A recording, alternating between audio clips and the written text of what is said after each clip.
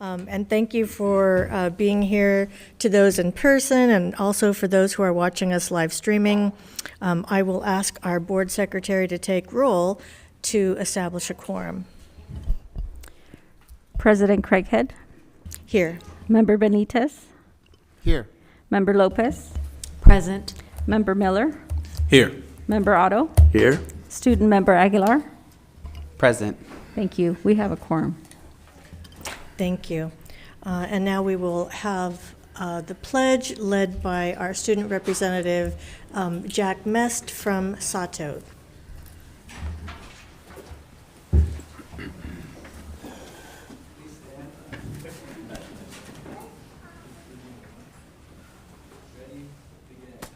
I pledge allegiance to the flag of the United States of America and to the republic for which it stands, one nation, under God, indivisible, with liberty and justice for all.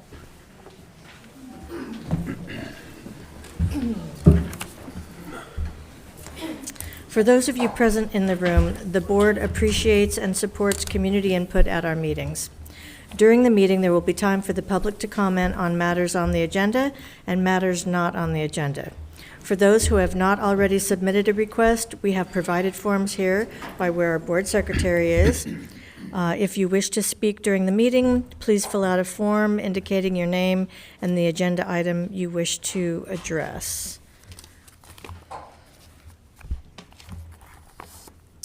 The board has been meeting in closed session regarding matters listed on today's agenda. The board took action on the following items. Item 3.1, by a 5-0 vote, the board approved the appointment of Claudia Sosa Valderrama as the new Assistant Superintendent of School Support Services. And although we are, and maybe Dr. Sosa Valderrama, you're in the room? Oh, if you could stand. We'll just...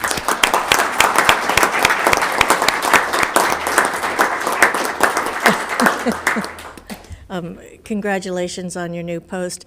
So as we welcome Dr. Sosa Valderrama to her new role with the district, that means that we have to say farewell to Dr. Aaron Simon. And so this is a bittersweet moment because we are losing one of our family members. Dr. Simon has been with us quite a while, and I just wanted to say we appreciate so much. I know that you have shared your talents with us, your heart for the kids, no matter what. Our students are at the forefront of what you do, and I know you're moving to the LACO office, LA County Office of Education, and they are lucky to have you. And so, yes, thank you, everyone.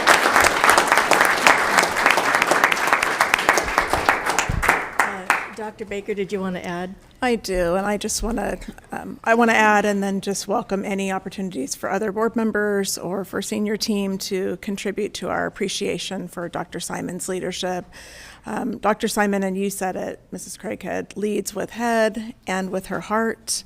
We have promised her that the pumpkins that she has taken care of so well in her 10 years, first as director and then as assistant superintendent in our district, will be under good care and that we will continue that work. Erin led the development and the installation of family resource centers in our district that are now thriving places where community members, families, and caregivers can connect for resources out into the community. She has been instrumental in thinking about attendance in our district, helping to reduce chronic absenteeism prior to the pandemic, but also engaging in really important work to ensure that our students come to school. She is part of the development of a model SARB system that wraps students and families with care and ensures that students come to school and are held accountable for being in school, but in a very caring way. And lastly, I'll say that she has been instrumental in securing funds for many things that require additional applications, grants, and others. And because of her work both inside and outside of the district, that has brought great funding and programming to Long Beach Unified. So while a promotion has lured her away from us, She is committed to continuing to be a voice for Long Beach Unified and for advocating for us in her new work at the county office. Dr. Simon, you will be missed, and we appreciate the legacy that you leave. And I'll open up to others.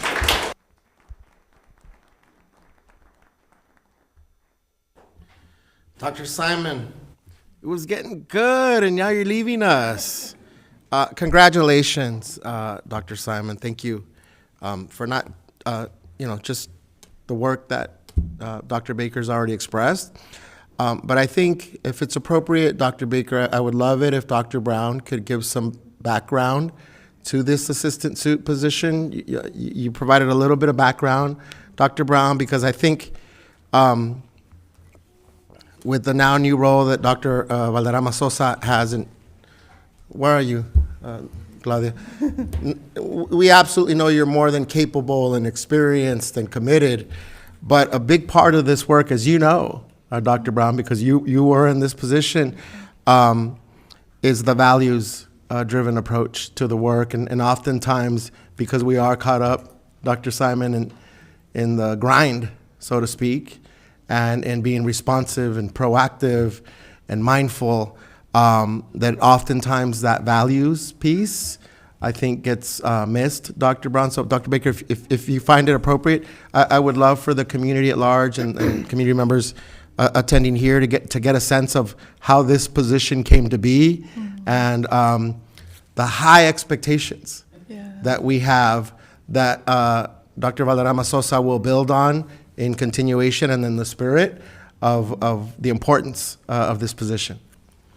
Thank you for the opportunity. So now, about 20 years ago, Dr. Carl Cohn had the vision to lift this position to be an assistant superintendent position. His vision in doing that was that he recognized that we needed to have leadership at the highest level on issues related to students with disabilities and really the representation of our very most vulnerable students in our system, to include those who are supported in student support services, foster youth, students experiencing homelessness, and those who many times have been the furthest from justice in our system, but also that require our system to work collaboratively and together to come around those with the greatest needs.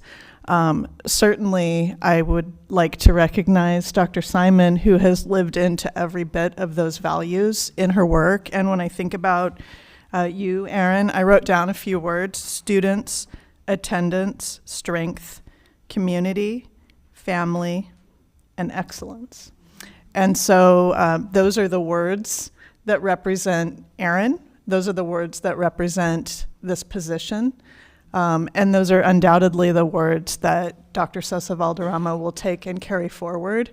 I think it's really noteworthy and important to mention that Dr. Sosa Valderrama is stepping into a position as the Assistant Superintendent of School Support Services, as the first Latina and a Spanish speaker to come into that role, and that will be instrumental and just amazing, wonderful, and so connecting for our whole community. So I really want to lift up the cultural assets, not just the intellectual assets and the professional assets that she's bringing to the work, but the opportunity to really, really engage with families in a different way. So thank you so much for the opportunity to share that. Thank you, everyone. Well, there's more to report out, so I guess I'll do that. On item 3.2, the board approved a settlement agreement in the case listed on the agenda. The vote was 5-0. On item 3.4, the board voted 5-0 to approve a retirement agreement release with an employee, resolving all claims between the parties and providing for consideration. The board also voted 5-0 to release 2 employees. And regarding item 3.5, the board voted 5-0 to approve a final settlement agreement and general release for both OAH cases listed on the agenda. And now we're at adoption of the agenda. So before we adopt the agenda, there's one correction that needs to be made. We need to move item 15.9 out of the consent calendar.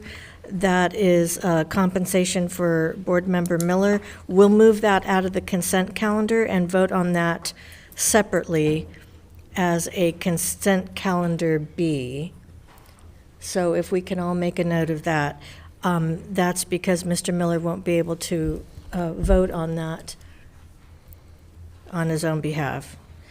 So if somebody would like to make a motion that we approve the agenda as amended. So moved. Second. Any discussion? I'll ask our board secretary to take a roll call vote. Thank you. Member Lopez? Aye. Member Otto? Aye. President Craighead? Aye. Member Benitez? Aye. Member Miller? Aye. And Student Member Aguilar, preferential vote. Aye. That passes 5-0. Thank you. Let's see, and now we are at introduction of our student representative, Mr. Mest, Jack Mest from Sato. So the floor is yours. Okay. Good evening, LBUSD board members. I am Jack Mest, a 10th grade engineering student at Sato Academy, and I'm honored to be here to share the achievements of my school. To start, I'd like to say how much I love being a student at Sato. The small school, amazing staff, and engaging clubs create a sense of community that makes Sato an enjoyable learning environment. During my 1.5 years at Sato, I've had the opportunity to tour aerospace companies, attend rocket launches, and even compete internationally, which I'll talk about later. Our incredible school recently earned the title of 2024 Distinguished California School Award, which goes to show how outstanding our program is. It is a testament to the hard work of our staff and students. This year, a record 177 students were accepted as incoming freshmen for the 2024-25 school year, which means we'll be adding additional sections of classes next year to accommodate the new freshmen. This was possible in part because of the effort of the Sato ambassadors to visit 9 Long Beach middle schools during Sato's third week of winter break. Having more students next year also means we will take on more Dragon Crew Link leaders to help with orientation and get our rising freshmen comfortable with the Sato way. This growth will lead to an exciting new year for our school. Right now at Sato, it is integrated project season, which means all students are preparing to present their projects in May.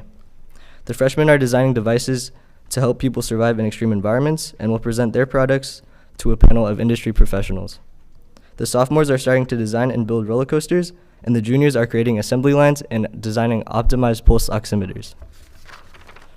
Both the sophomores and juniors will be sharing their work in a symposium.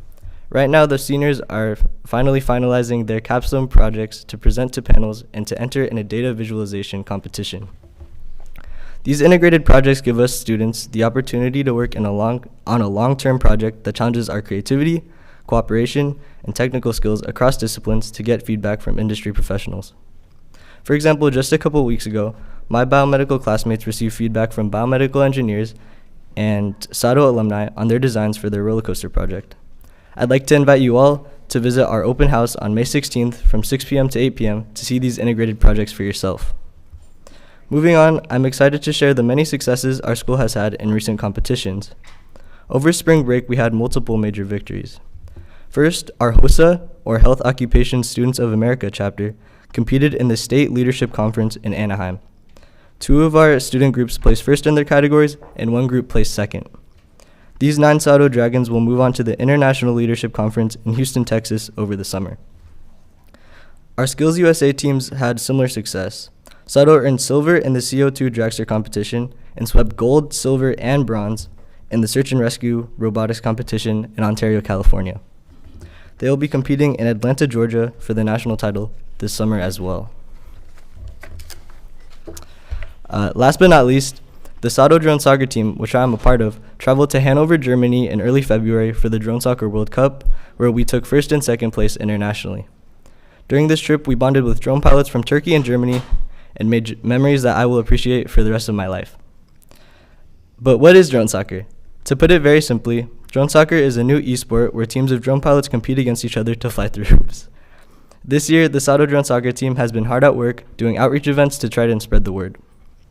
Just last week, we attended the Tinter Middle School STEAM Night and the LBCC Robotech Fest, where we talked to many aspiring middle and elementary school students about drone soccer and Sato as a whole. We hope outreach like this inspires other schools to not only create their own drone soccer teams, but to also inspire students about STEM. Additionally, our NBC recently came to our school to see what our sport was about, which was super cool and exciting.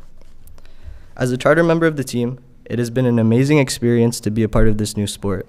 It has given me countless opportunities to learn new skills, make connections, represent my school and country, and make lifelong memories. We have many things planned for the future too. Next week, our teams will be traveling to San Diego and Virginia for this year's national competitions, where we hope to defend our national title. In May, we will be doing more outreach events at Bixby and McGaw Elementary Schools. I can't wait to see how this sport grows, with schools like Cabrillo, Cubberley, and McBride forming teams next year as well. I'm extremely grateful to have the help of our staff in school, especially our principal, Ms. Coleman. Their continued support allows us to have these invaluable experiences. All in all, I'm very proud to be able to call myself a Sato Dragon, and I can't wait to see how our school grows and continues to succeed in the future. Thank you for having me, and go Dragons.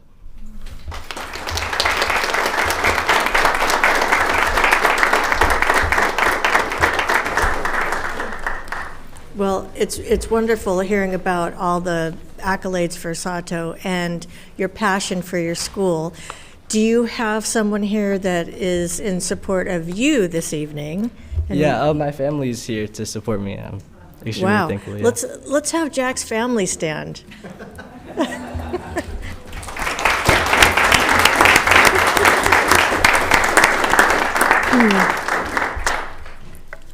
Okay. Well, we usually ask seniors what their plans are for the future, but you're a sophomore, so we know where you're going to be next year. Yeah. But thank you for being here. You can choose to spend the rest of the evening with us, or, I'm sorry, a picture. Oh. Darn it, okay. I was doing so well. So we would like you to come up here so we can do a picture. So we'll just take a couple of minutes to do that.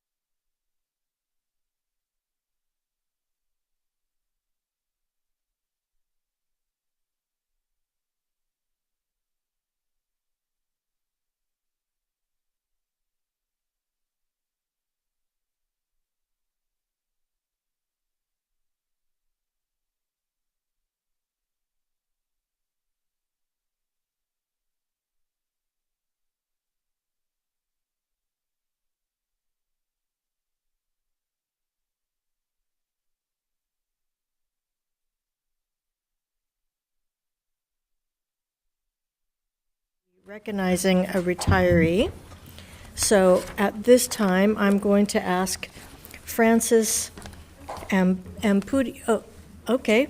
Hi.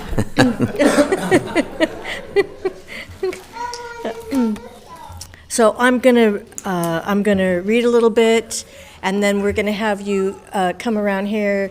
We'll shake hands, and then you'll have an opportunity to speak. Okay. So I'll go ahead and get us started. Okay, so you, Mr. Ampudia, have given 33 years of service, and you are retiring as a second grade teacher at Muir. And we are praising you tonight for being a respected teacher who links new lessons to previous learnings or real-life situations, for promoting critical thinking, problem solving, and reflection in all students, for keeping your students engaged using active participation, choral response, and collaborative conversation throughout your lessons, and for being an important member of the Muir Academy and demonstrating your commitment to the academic and behavioral improvement of all students. Mr. Ampudia has positively impacted the entire school community through his creative skills, such as repurposing unused materials to build outdoor games like cornhole for students to use on the playground. So please accept the certificate for your 33 years of dedicated service to the Long Beach Unified School District and for your lasting contributions to the lives of thousands of students. Thank you. Let's give him a round of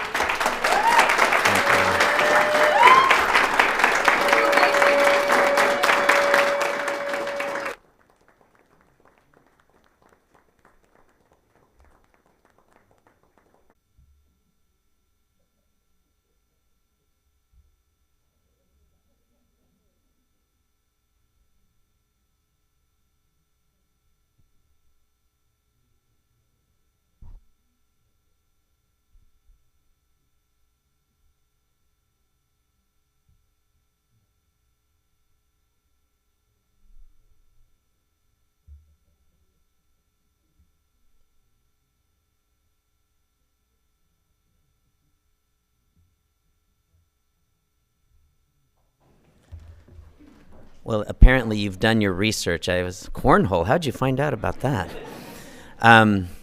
So I appreciate the board recognizing my 34 years, and it actually doesn't seem that long. I can remember being a salesman for Gallo Wine Company and being very unhappy. And I spoke with my brother, older brother, 5 years older, who was in education. He said, "Why don't you try teaching? Why don't you just go and apply as a sub?" So I did. I went to the district to apply as a sub. Little did I know, in 1990, they were looking for bilingual teachers. And once I said I spoke Spanish, they immediately said, "No, you're not going to be a sub, you're going to be a teacher."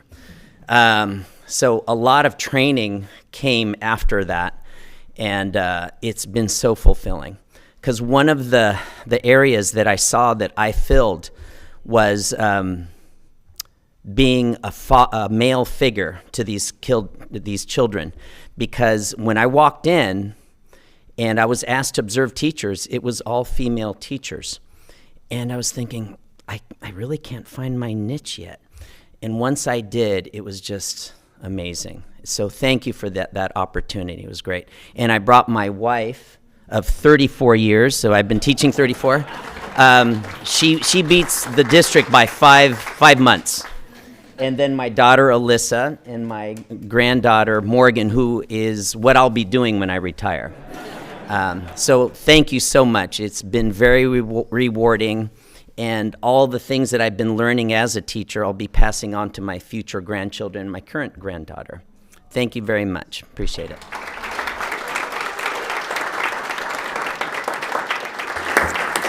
Thank you. Are we going to do pictures also? And so before you go, we'll just take a moment to have you come up here, and then we'll do a picture with the board, if you don't mind. And I just want to give a shout out to our research department, because they're the ones, we have people. So want to thank our research people for that.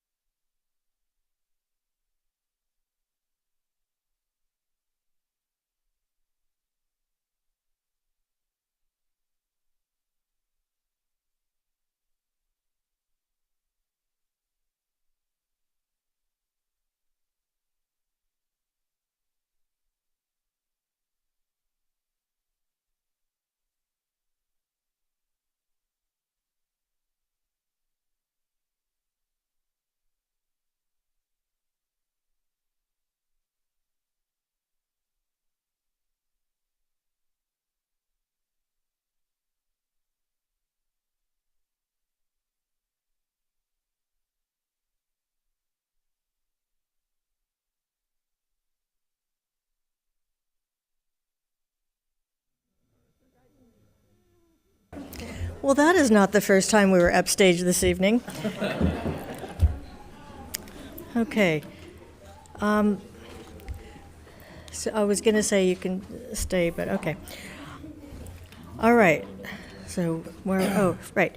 So now I will direct our attention to the screen. We have a video. Thank you.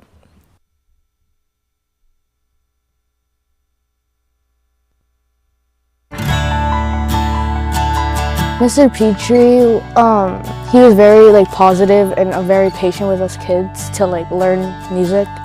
He made music feel very uplifting. He would put a happy mood into everything. He always put a smile and always told jokes. He was just super good to be around. I'm hoping that I'm leaving what music is all about.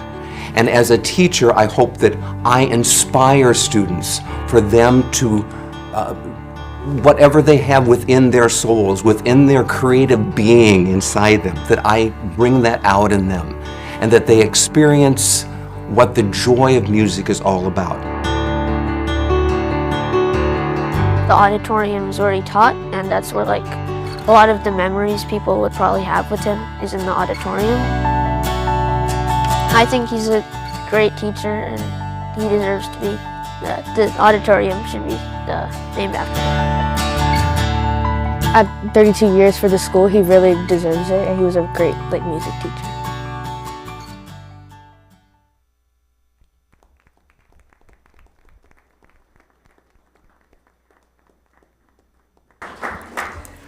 So Mr. Petrie, as you come to the podium, I want to thank you again for all of your time and talents that you've put into the district. Even though you were our music director for the district, I know you had kind of a favorite in Longfellow, and I think I first met you when you, well, no, I guess you always worked at Longfellow in a way, so I can't really say that. But also, I think what people should know is not only have you contributed musically, but strategically with the Long Beach Symphonies for our 4th and 5th graders, you have that field trip running like clockwork. Thousands of students coming and going, and it was so organized. So your talents are great and many, and we're so thankful that you've shared them with us. But I'm going to stop talking so that you can share with us. Oh, thank you so much. And Dr. Baker, LBUSD board, all the administrators, what an honor. I'm humbled and so appreciative of what Long Beach Unified School District is, first of all, what we are as a community, and what we give our students over so many of this vast city, that I can't say enough for what you have done for myself, first of all, as a teacher and a person, and beginning at Longfellow 32 years ago, and staying there. I was at 10 elementary schools all over the district, but Longfellow was the one school that I wanted to stay at all of those years. But you provided the opportunity for me for my passion, what I love to do. What I love to do is to teach music and to teach the life skills through music. And I'm able to do that because of the support that I received from the school, from all of my administrators, from the school board, and especially the community of Longfellow, which is the PTA and all the parents. We can't forget them because they are a huge part of what I was able to do at Longfellow.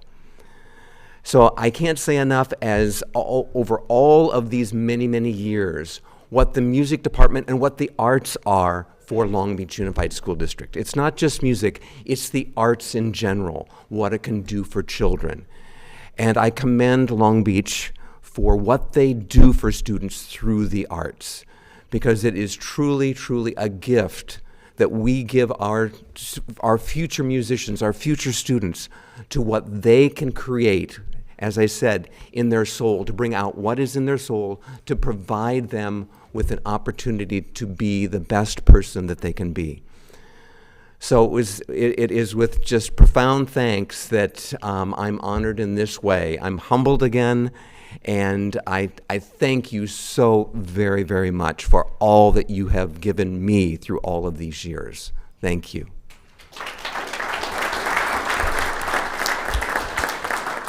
Jim, if I may, so loved working with you when we were at Longfellow together, and thousands and thousands of parents would come into the auditorium and sit in the chairs and watch you perform your magic and watch students perform their magic because of you.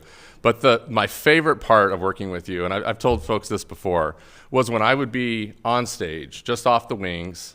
Nobody in the audience could see me, but I was with the students in the back and I could see you. The joy on your face and what you bring, the passion and energy you bring to students is priceless. And honestly, I will never forget just the look on your face and the energy that fed into to the students then all the way till now. Just the fact that that you were able to be there for so long and impact so many students. You could have taught anything and taught it well, but the fact that you brought the gift of music to Longfellow all those years is really special. So thank you for that.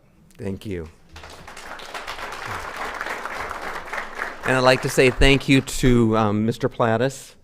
All right, thank you, and the teachers at Longfellow, and all the teachers that I've worked with over all the years. And I'd also like to introduce my husband, Dr. Mark Goodrich.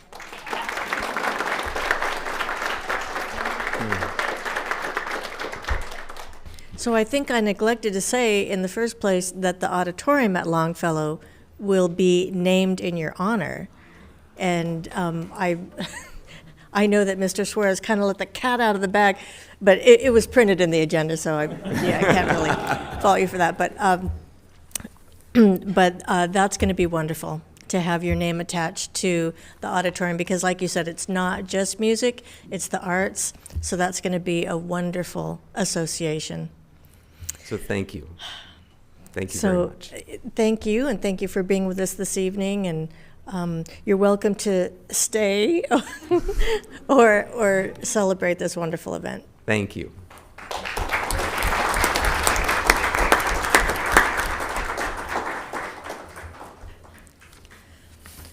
Okay, next on the agenda, we have a public hearing. So this is the time set aside for public hearing regarding the following: Resolution 041724-C, increase to statutory school fees imposed to new residential and commercial industrial development projects. Do we have anybody who wants to speak to this item? We don't have any speakers for that. Okay. Seeing that we have no one who wants to speak to this item, I declare the hearing closed. Okay. So now we are at public testimony. So we have one person who'd like to speak on an item listed on the agenda. So I'll just remind Mr. Guardabascio that it's 3 minutes. So thank you.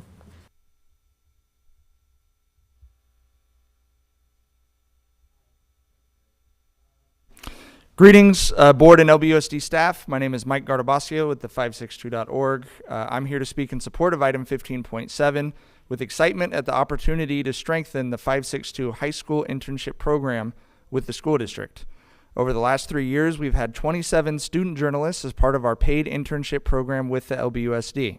This incredibly diverse group of young writers, videographers, and photographers from all over the city have already matriculated to or have been admitted to Northwestern, Maryland, USC, Cal, Arizona, Pepperdine, the College of Worcester, and Long Beach State's journalism programs, among others. They're leaving us ready to be professionals as well. We've hired one already as a part-time assistant editor, and we're preparing to hire another 2 this summer after they graduate. We also have more than a dozen of our former interns doing freelance work with us as well this year. The 5-year agreement before you this evening will allow us to continue and dramatically expand our work with kids.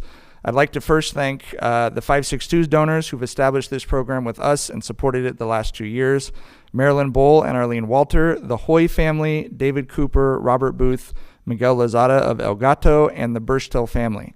Thanks to Tyler Hendrickson for coordinating the program with the district on our end, JJ Fiddler for his work with students, Andy Kerr, our publisher, the nonprofit board that governs us, as well as our photographers and other staff who've lent equipment and volunteered countless hours to teach these students their craft. And a huge thank you to the LBUSD's Keihao Fujikami in the Pathways and Business Engagement Department. She has been an absolute rock star in putting this together with Tyler and our staff. We appreciate your support, and we look forward to continuing to work with the next generation of journalist superstars in Long Beach. We're optimistic about the future of journalism in our city and excited to continue to forge the way as the city's first nonprofit news organization. By Long Beach, for Long Beach, and always, always, always for the students in Long Beach. Thank you for your time. I wish I could stay for the duration, but I'm off to coach a dozen of my favorite Prisk and Stanford students in baseball. So thank you guys very much. We appreciate it. Thank you. Thank you. Okay, now we have quite a few people who'd like to speak on items not listed on the agenda. Comments on an item not listed for discussion today must be about issues that are within the jurisdiction of the board. Please note that due to California law, the board cannot enter into a discussion on any items listed on the agenda. And again, we have 3 minutes, so we will start with Chase, Archangel, and then on deck, so after Chase, we'll have Anna.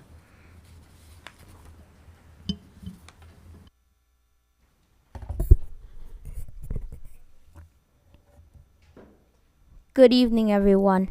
My name is Chase Archangel Chem. I am an autistic youth advocate in the 4th grade Excel program at Garfield Elementary.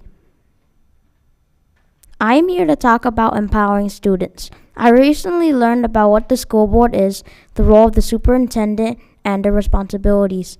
I also learned how it is important to advocate at the district level to make better policies and environments. Thank you for voting yes on the grading policy. Also, happy Autism Awareness Month. My 4th grade teacher, Ms. Torres, has been really empowering this year. She asked questions at the beginning of the year like, what do you need to succeed throughout the year? How can I support you? And so on. She is also very patient, flexible, and empathetic. Ms. Torres sees our individual strengths, needs, improvements, and personalities. These experiences are different from my 2nd and 3rd grade years. One thing that I witnessed in the past was that my 3rd grade teacher dumped out my classmate's desk and made him pick it up in front of everyone because he had a hard time keeping it neat. Another time, I was dealing with difficult emotions and that same teacher said to stop without checking in with me or using strategies, accommodations that are in my IEP. I told her that we all have different feelings. Then she said, stop or else. When I spoke up about a different issue, she said, I understand Chase's autism and doesn't understand humor. Well, guess what my 4th grade teacher said on my last report card? She said, Chase comes to school every day with a thirst for learning and a positive attitude. He loves making his own jokes and has a great sense of humor. Our voices matter. It matters how we are seen by others, like teachers and school board members, especially when you are making decisions that affect us. How we are seen can greatly influence how we see ourselves. I'll keep coming back to board meetings to help other kids find their voice and feel empowered to use it. Again, happy Autism Awareness Month, and thank you for listening.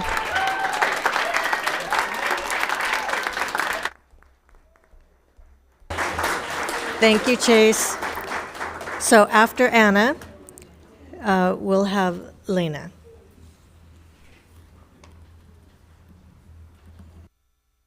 Good evening. I'm speaking on Anna's behalf. We are parents. My name is Carol Jones. We are parents of students within LBUSD, and we wanted to express some concerns, reiterate concerns about the group Californians for Justice. Californians for Justice has a very strong media platform, and they also have a huge role in coaching students, and they're trying to help them find their voices. But what they're doing in that process is they're teaching them slogans that are anti-Semitic in nature. The saying "from the river to the sea" teaches students that CFJ teaches students calls for the obliteration of Jewish people in the land of Israel. The Free Palestine slogan CFJ champions and teaches to students is a misrepresentation of students, as Israel left Gaza in 2005 and only Hamas controls that region. Both phrases are now considered anti-Semitic, not just by the Jewish community, but also by the House of Representatives, that yesterday passed a resolution that defines those phrases as anti-Semitic, and I'll read it because it's short. Now, therefore, be it resolved that it is the sense of the House of Representatives that the slogan "from the river to the sea, Palestine will be free" is outrightly anti-Semitic and must be strongly condemned. This slogan is divisive and does a disservice to Israelis, Palestinians, and all those in the region who seek peace. This slogan rejects calls for peace, stability, and safety in the region. This slogan perpetuates hatred against the state of Israel and the Jewish people, and anyone who calls for the eradication of Israel and the Jewish people are anti-Semitic and must be condemned. While CFJ may have begun with good intentions of helping students to find their voices, it has instead become fuel to promote anti-Israel, anti-Semitic propaganda. We ask you as parents to consider how you are coaching the children to promote extermination, and when they don't even realize what they're actually promoting. We feel that by maintaining a contract with CFJ, LBUSD is actively asserting an endorsement to those views. It's a hate-filled platform, and LBUSD promotes equity and fairness and inclusivity, and further has a written policy against hate-motivated behaviors. We ask you to please reconsider, not to be hypocritical, and to please denounce the CFJ platform and to cancel LBUSD's contract with CFJ, which not only the Jewish community views as anti-Semitic, but now the House of Representatives would consider anti-Semitic as well. Thank you for listening. Thank you. After Lena, we will have Mr. Cifuentes. Hi, I'm Lena Schuper. I'm a parent of a middle schooler and high schooler living in LBUSD. I'm a minority. I'm a Jew. I'm a teacher. I earned my credential at Cal State Long Beach, and my first school I worked in was Cabrillo. My dream was to seek change. I believe that was the school district's goal in contracting the organization Californians for Justice. CFJ claims in their website to be focused on creating relationship-centered schools. This is admirable that they are following, if they are following the laws and upholding the contract you have with them. This requires LBUSD to hold CFJ accountable to do these things. Instead, CFJ is teaching propaganda to students and even bringing it here to your last school district meeting and here today. Per CFJ website and materials, they conducted focus group sessions on centering the youth perspective on their school experiences and the creation of equity aspirations. The goal was to pilot relationship-centered schools in at least 5 Long Beach schools. At Wilson, they wanted to increase a sense of belonging for Black youth. At Cabrillo, increase support and accountability towards meeting the needs of Black students for safety, physical and emotional, belonging, and academic excellence. At Long Beach Poly, provide concrete opportunities where Black and BIPOC student voices are shared and discussed with instructional leadership team. At Lakewood, increase academic and individual support and services for Black students. At Jordan, shifting to an asset-based narrative of Jordan High School with a focus on Black and African American students. How does erasing Israel, falsely teaching that Israel is an occupier and an apartheid state, the quote, "Free Palestine," and the quote, "From the river to the sea," and providing scripts for students to promote this to their schools and to teach this propaganda to teachers as part of the in-service training, create relationship-centered schools. By promoting a hidden agenda calling for the destruction of Israel and using propaganda and false information, the erasure of Israel on maps, calling Israel an occupier and an apartheid state, they are missing the opportunity to build relationships between and among students and teachers. In addition, they are creating a division in student body as a whole, as well as impacting students and staff views of Jewish and Israeli students. Lastly, by allowing these activities to take place, there has been a failure to adhere to non-discrimination of programs or activities funded by the district per Government Code 11135 and Ed Code 220, including promotion of discrimination in the form of hate speech and propaganda regarding race, religion, creed, ancestry, and ethnic group identification. In the contract LBUSD currently has with CFJ, read paragraph 16, choice of law. Please read that because I have 7 seconds left. Now, either CFJ broke this agreement and the district must cancel for breach of contract, or the district has failed to uphold the law and must be held accountable. Please end the contract with CFJ now. Thank you. Thank you. After Mr. Cifuentes, we'll have Jasmine.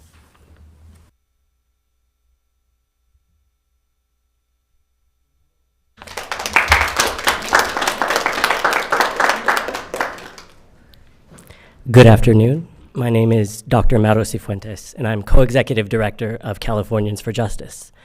I've worked in and in partnership with school districts across California for over 20 years, and I speak before you today with deep personal, professional, and political commitments to California public education. From my experience, I know that the work right here in Long Beach to address racial equity and student voice is more rare and precious than any of us would like to admit.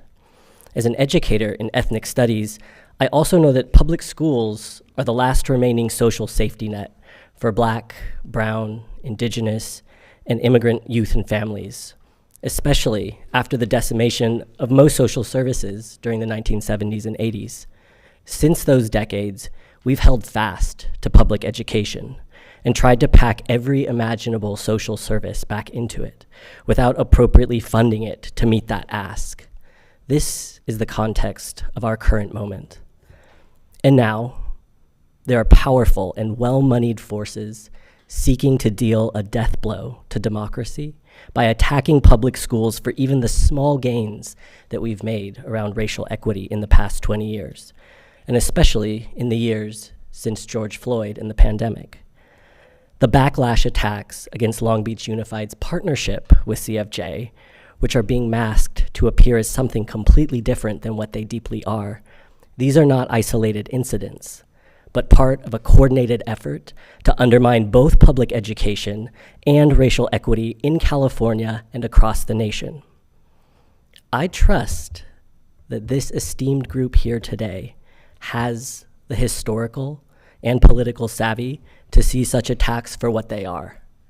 They are efforts to lock Black and brown youth and adults into an eternal caste system, made into mere bodies for the profit and benefit of others, rather than being supported to flourish into the gifts that they are to community and to the legacies of freedom that we carry with us.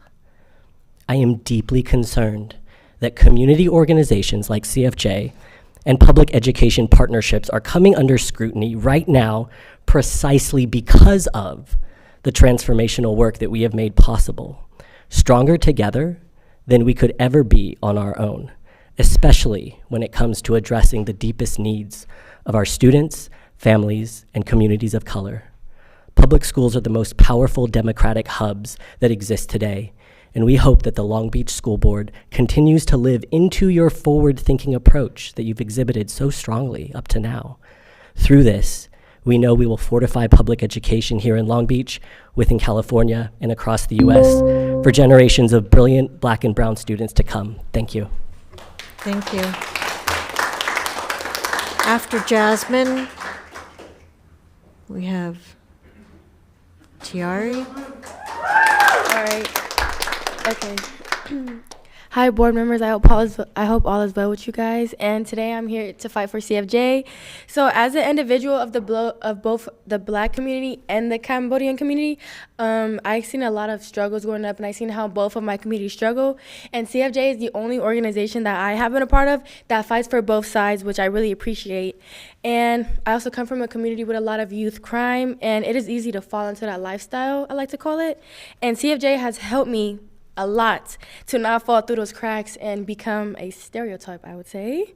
CFJ has helped me realize there are a lot of opportunities in this world, and that there's a lot of bigger stuff. CFJ has gave me a safe space to feel comfortable and to be myself, and the safe space has allowed me to flourish and just be more confident in myself, like to speak to you guys. I would have never done nothing like this if I wasn't in CFJ. And I'm not saying they gave me my voice, but they gave me the confidence to speak up about what I know is right and what I know is not right. So I really hope you will continue to stand with us in solidarity. Thank you. Thank you. After Tiari Smith, we have Sarai.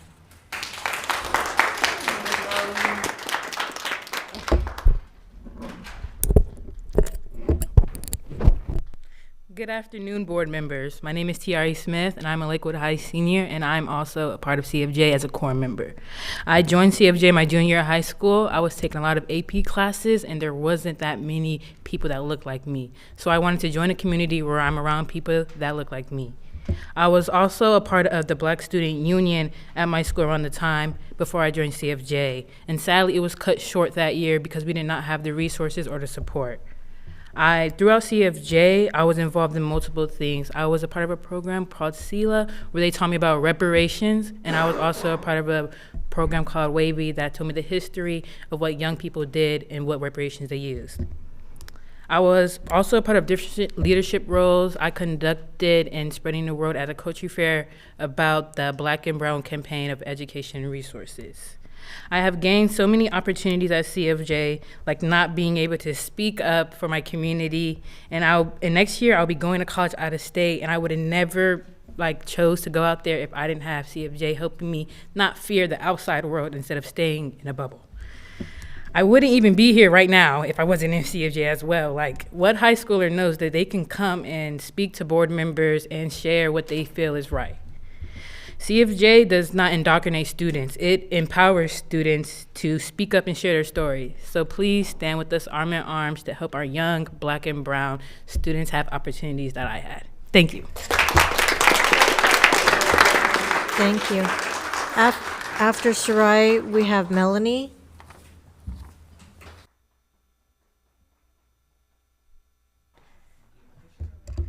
You said Sarai, right?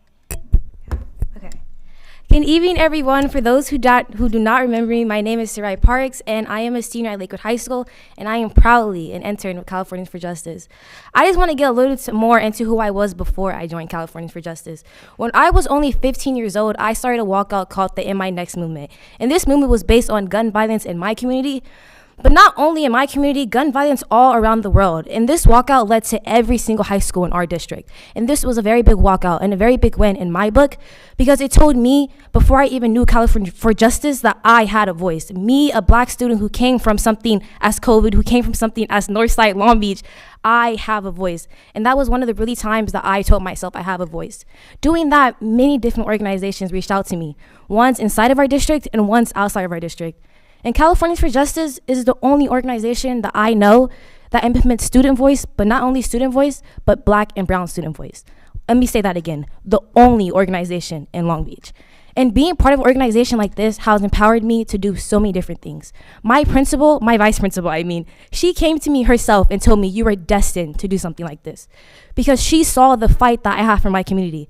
But not only did she see the fight in me, she saw the fight that they have, Californians for Justice, the fight that they have for people like me, her, and for everyone else. So, being part of this, I went to the design team. And being part of the design team last year, we did our first culture fair. And this culture fair was to implement voice of every student, every culture, everyone. This culture fair was literally just that, a culture fair, where everyone was able to speak their truth, speak their light, talk about different things in their culture, dance, sing, eat what they do, whatever that they wanted in their culture, we did that day. And it was really just to highlight everyone at Lakewood High School. And this was a very big win in my book, because when I looked around, I could see that everyone here, students, teachers, staff, everyone was having some type of sense of belonging at Lakewood High School. And then this year, guys, I'm the president of our chapter team, our chapter club. So I was able to grow my club a very good amount. My club went from probably 15 members to 35 members in 1 year. And that's a very big win to me, because I don't just have regular members, I have committed members. And when I say committed members, I mean, I talked to all these students. Everybody you hear who said Lakewood High School, they came to our club and they came to me and they told me, Sarai, I need a spot where I can speak my truth. I need an organization that I know is going to back me up. It doesn't matter what they wanted to say, what values that they had, whatever that they wanted to speak as a student, as a Black and brown youth. CFJ made sure that we had the resources. Whether it was them, somebody else, or any other opportunity, they made sure that we were right. Whether it's in school, out of school, like Dee said, we are seniors. And I know that when I go to college, I'm going to still have a family when I come back here. I know that when I go to college, there's still going to be somebody fighting for Black and brown youth. I know that it don't stop with me. And it don't stop with me because of an organization like them, because they're going to keep finding people like me. I know that students like me are going to keep coming, and Californians for Justice and many other organizations are going to make sure that you guys push us forward. So thank you for that. Thank you. After Melanie, we have Julius. Good afternoon, board members. My name is Melanie Wiesard. I'm a Wilson High School alum, and I got to be part of the design team my junior and senior year in high school.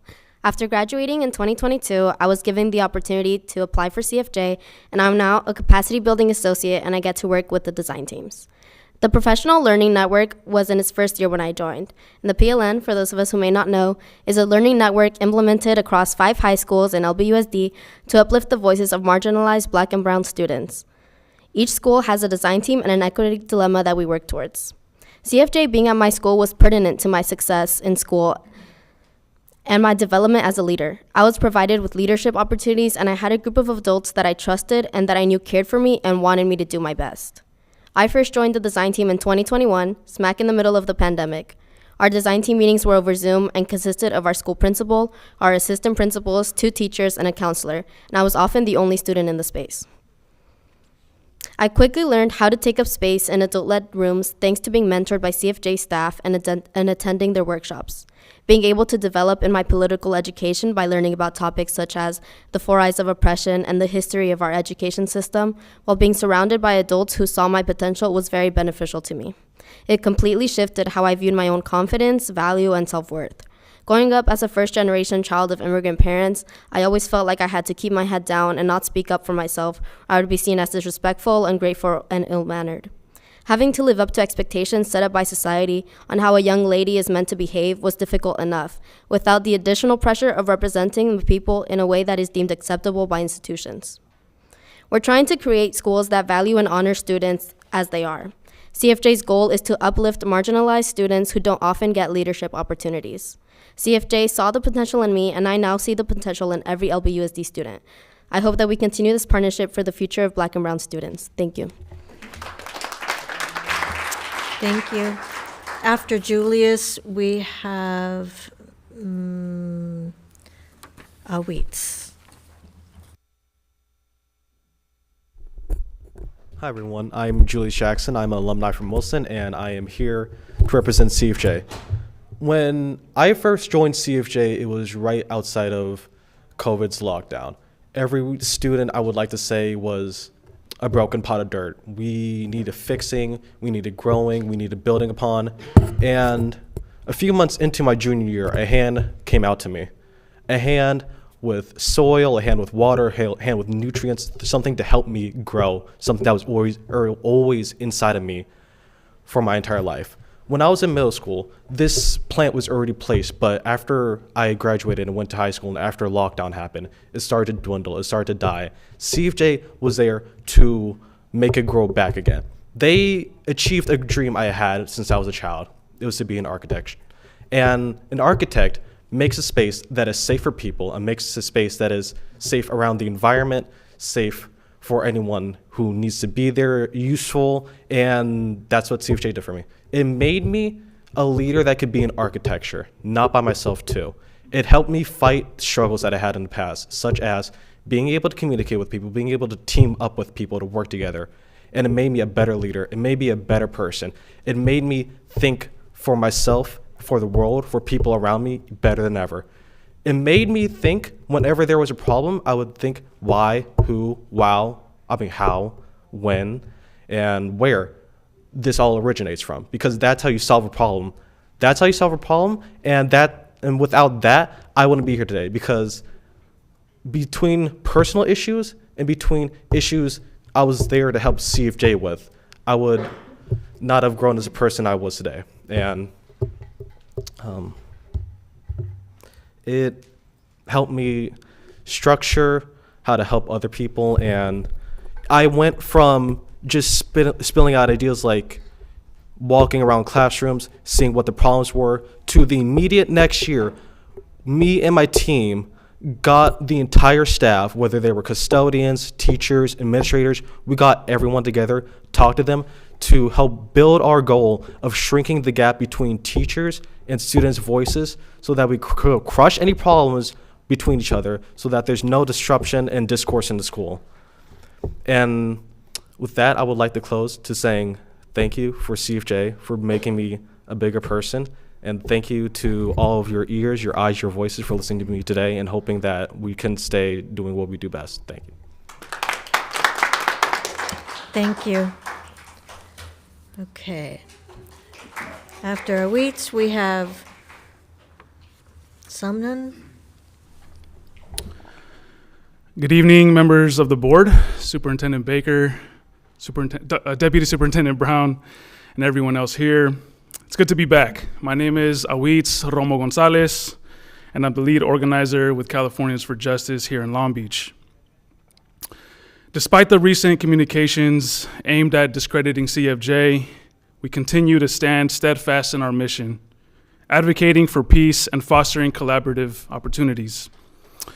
Our commitment to advocating for Black liberation remains unwavering as we stand in solidarity with liberation movements worldwide, including those in Palestine.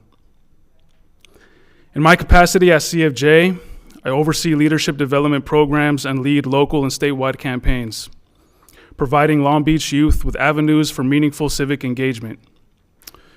Recently, 13 students from Long Beach joined us for our annual statewide leadership retreat in Fresno, where 55 students statewide convened. This gathering offers a rare opportunity for organizers, staff, and youth leaders to strategize, train, and connect. At the retreat, we tackled the long-debated topic of reparations. CFJ youth leaders, staff, and supporters firmly believe it's time to actualize reparations, particularly through public education. We commend the district's groundwork in mental health resources, the Center of Black Excellence, and the Equity and Inclusion Professional Learning Network with CFJ. Amidst nationwide attacks on ethnic studies, book banning, outdated discipline policies, et cetera, Black and brown students continue to face systemic failures. It's imperative to transform public education with care, community, and rigor to ensure equitable opportunities for all. CFJ aligns closely with the district's equity policy and envisions it as a beacon of courage and beauty, setting an example for districts statewide. I eagerly anticipate our future meetings and invite you to meet our students to continue deepening the district's commitment to improving the experiences and outcomes of Black students in Long Beach. Thank you. Thank you. Okay, after Somnan, we have Lyric. Greetings, Superintendent Baker and members of the board. My name is Somnan Khan, and I grew up in Long Beach, and now I work in Long Beach, primarily in District 2 and 4. I'm here to speak to you about the importance of fighting for racial justice and reparation for Black students and in LBUSD. Today is the 49th anniversary of the fall of Phnom Penh and the start of the Khmer Rouge and genocide. My community still continues to heal from the trauma. I grew up in poverty, navigating my family's trauma with no resources. When I was 15 years old, I joined Khmer Girls in Action. I learned about genocide, the U.S. roles in bombing Cambodia, and how African Americans advocated for the acceptance of Southeast Asian refugees. I learned about the model minority myth and how it used to pit Asian Americans against other minority groups and silence us into complicity. I didn't learn this history in school. Learning at KJ helped me in my way to process my family's trauma and work towards campaigns to better schools and communities. I feel deeply that my responsibility is to fight against the model minority myth and not stay silent. And I stand in solidarity with marginalized communities. As child of genocide survivors, I strongly believe young people should have the opportunity to learn about the genocide happening in Gaza. Today, I'm a community organizer in KGA, and I help develop young Southeast Asian leaders. KGA has worked alongside Californians for Justice, who do similar work for students of color. Together, we have fought restorative justice in schools, as well as the creation of the Long Beach Youth Fund.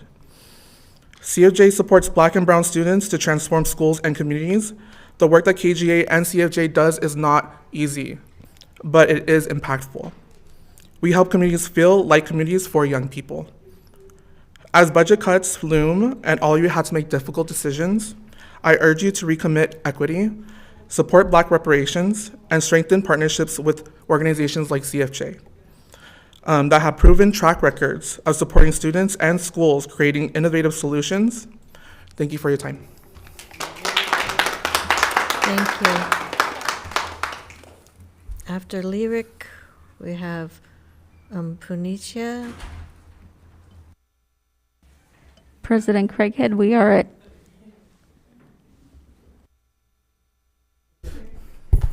hello. Good evening, or I think it's evening. I am Larry Tonkam, and I am currently a 12th grade senior at Lakewood High School. And I am a statewide strategy team intern at Californians for Justice, where I collaborate and communicate with other our regions in California. And my first time,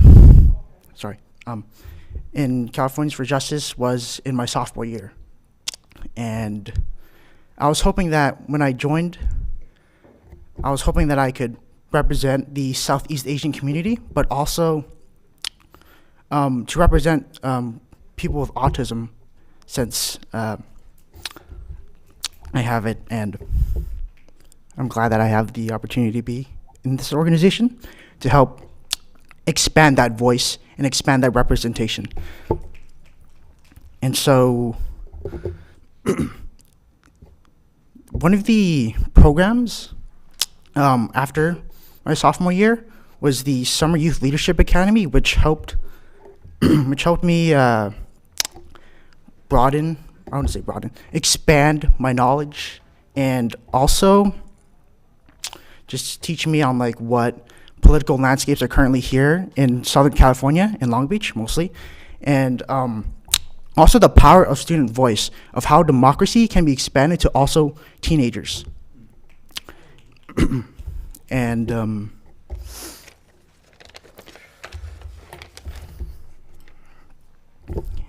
with this information that I was taught in SELA, I guess you could call it, in 2022, yeah. And it just taught me about social inequities that are from past and are now present. And with the changes that were made with Californians for Justice, was something that's really great, because it increased the awareness of, I guess, mental health awareness, and also social inequities, which was mainly for Black and brown folks. But with this, I'm hoping that it could also expand to other minorities as well, such as people with autism, and also the Southeast Asian community, as over the years, the Southeast Asian community has grown larger and larger. In my final words, I just hope that you listen to what I have to say. Thank you.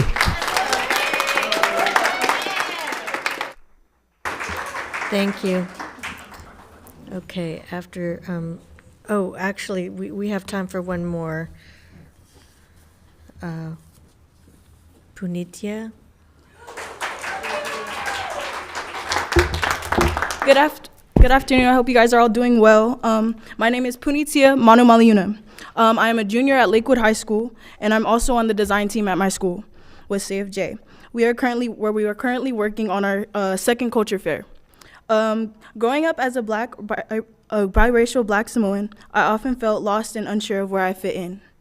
In the Samoan community, there is a strong emphasis on colorism, where lighter skin tones are favored over darker ones, which made not only me but my siblings feel less than of our mixed heritage. I often struggled to find my voice and express myself authentically. I didn't know how to navigate between being Black and Samoan, feeling like I had to choose one over the other. It was a constant battle of trying to fit into society's narrow definitions of what it means to be Black or Samoan. But then I found CFJ, an organization that celebrates diversity and encourages self-expression. Through CFJ, I have learned to embrace both sides of my identities that celebrates a unique blend of cultures that make me who I am today. Through my involvement in CFJ, I have been able to channel my experiences with discrimination into fuel for change. I fight for racial and educational discrimination because I know firsthand the impact that systemic inequalities have on marginalized communities. The design team has been instrumental in creating spaces where individuals like me can feel seen, heard, and valued. We work together to develop programs and initiatives that promote diversity, equality, and inclusion within our schools and community. As I stand before you today, I urge you to continue supporting the design team and CFJ in their mission to promote racial and educational justice. Thank you. Thank you. Okay, that's all the time we have for public comment for items not listed on the agenda. So next we have reports on superintendent advisory groups, and we will start with our business budget and policy development. Dr. Benitez. Thank you, Madam Chair. Our board will be receiving 3 policies up for revision and new policies at our next board meeting next month. The first one that we'll receive is Board Policy 5146 for our married, pregnant, and parenting students. And this policy ensures alignment with current state laws regarding accommodations, non-discrimination, and support for our married, pregnant, and parenting students. It's a policy that's up for revision. In addition, we'll receive 2 new policies for our consideration. Board Policy 6184 around continuing education, and Board Policy 6181 around alternative schools. And both policies are codifying what we already have as a district, but making those into a district policy. So looking forward to those conversations and review with you, colleagues. Thank you. Let's see, I don't believe we have reports for instruction, or what we do? We do, it's very brief. Oh, okay. Yes, LBUSD will be submitting 5 applications totaling approximately $17 million to support both college and career readiness. If awarded, the Golden State Pathway Program Grant will help expand support for dual enrollment courses with new positions and programmatic support in LBUSD and LBCC. It'll also expand professional development for teachers and work-based opportunities for students. And that was the end of our report. Thank you. But no workforce development report, is that correct? Yeah, I do have a report. Mine is also brief. Okay. Yeah, well, first I just wanted to touch bases on a little bit of employee relations and the bargaining process. And so the bargaining process is close to its conclusion, as it was very productive and collaborative with TALB and CSEA unions reaching tentative agreements prior to spring break. The district was grateful that we were able to reward our employees with a well-deserved raise. Now, if approved today, retro checks will be issued by May for classified employees, which is earlier than previous years, and there will also be a nice off-schedule check issued in September for both classified and certificated staff. Next, I just wanted to touch bases on something that's important to me when it comes to really accountability and support to our employees, which is performance evaluations. And so for our permanent teachers, performance evaluations are due next Friday, which is obviously going to be substantial for them, not necessarily just as this check the box process, but really as an opportunity for additional coaching and additional support, which is obviously very big in our district. So wanted to just support and thank the whole HR team for their efforts in that. Wonderful, thank you. Okay, for the consent calendar, there are two things. The first one is just a reminder, we moved 15.9 from the consent calendar to be voted on separately. And then regarding item 15.10, we need to make an amendment to our resolution declaring the results of the primary election held on March 5th of this year. In number 4 and number 5, we need to change the date that Mr. Miller will begin his term. It should read the second Friday of December instead of the third Tuesday of December. So, Mr. Strumford, do we need a separate motion on the change of that date, or? No, someone can make a motion based on your amendment. So you could move to approve based on your amendment you just made verbally. Oh, okay. So when somebody makes a motion to approve the consent calendar, it would be as amended. Correct. Would somebody like to make that motion? So moved. Second. Any discussion? Yes. So we have let's call it a historic moment on our consent calendar. And we've already touched a little bit on it earlier today, but we have one of my favorite teachers in the Long Beach Unified School District, and Mr. Petrie being honored, obviously, of the auditorium in Longfellow. And so I was sharing with him earlier that I'm sure I was his favorite student, and he told me this many a times. I don't know, but I can recall my times singing in the choir at Bixby, and those tools that you spoke to, the energy that he brought, the joy that he brought. It's like magic, man.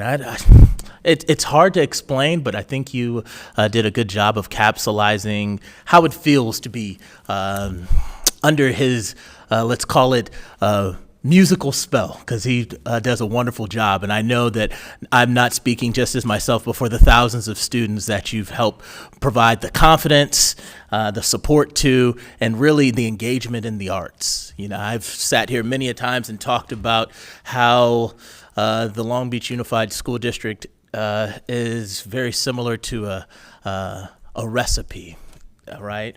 And when I think about what the arts are to that recipe, it's the seasoning, it's that taste, that it leaves in your mouth. And so you introducing choral programs to me and the opportunities to read music and to learn just everything that I can envision about my experience with being a part of a large choir. That was really my first experience. So I just wanted to thank you, and on behalf of all the other students that you taught during your tenure, thank you for your great service. Thank you, Mr. Miller. And also, did you go on to participate in musical theater in high school? Of course. Okay. Of course. And so I think we can give Mr. Petrie some credit for that. Yeah, absolutely. I went on and I sang for Stanford and then did a little bit of musical theater over at Milligan. And yes, I think that that was definitely my first, I'll say my experience at Bixby was my dipping my toe in the pool that I eventually began swimming. Okay. Yes. Yeah, 15.7, number 29, Dr. Simon, can you elaborate on the contract with the State of California Department of General Service, Office Administrative Hearing?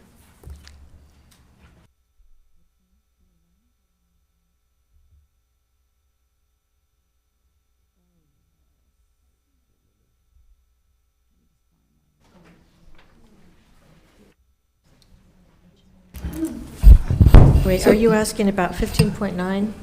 No. No, 15.7? Number 29, Board Member Lopez? Yes. Okay, thank you.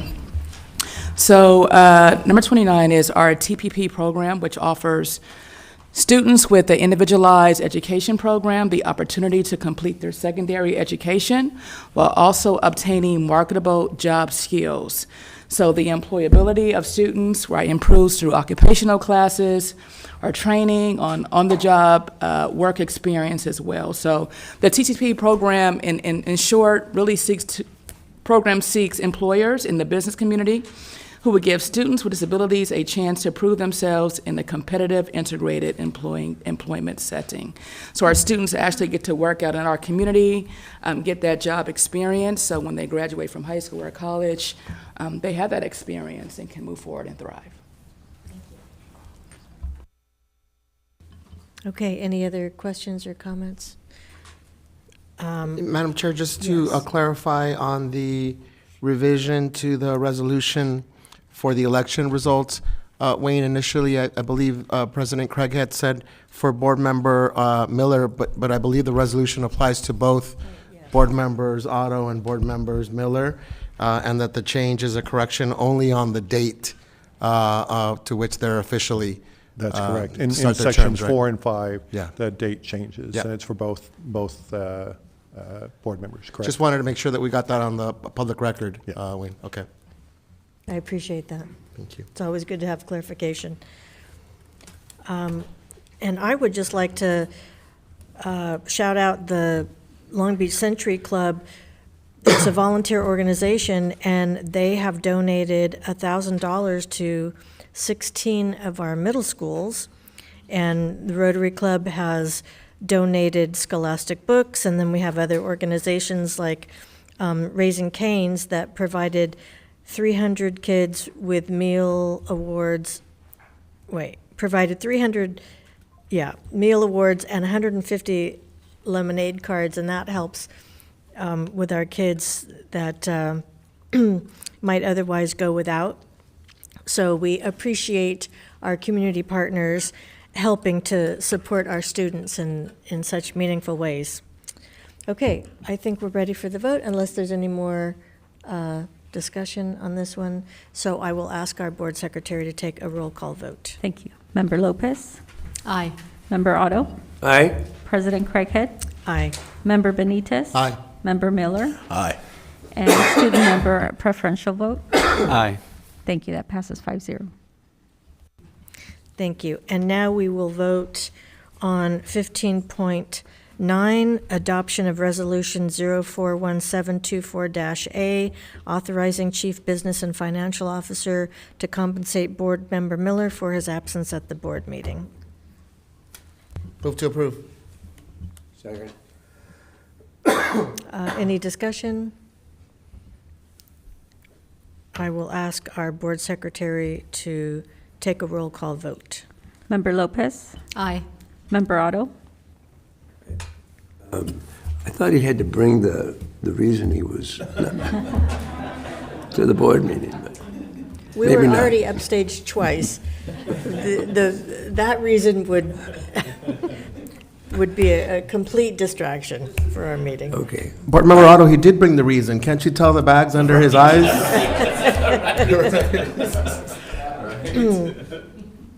I didn't know what the bags were for. Aye. Thank you. President Craighead? Aye. Member Benitez? Aye.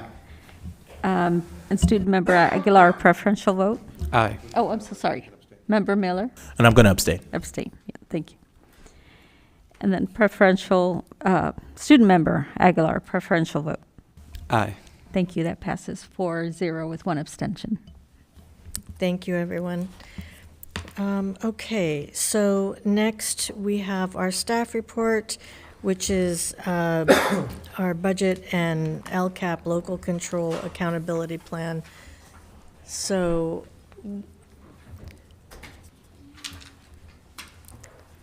take it away. All right.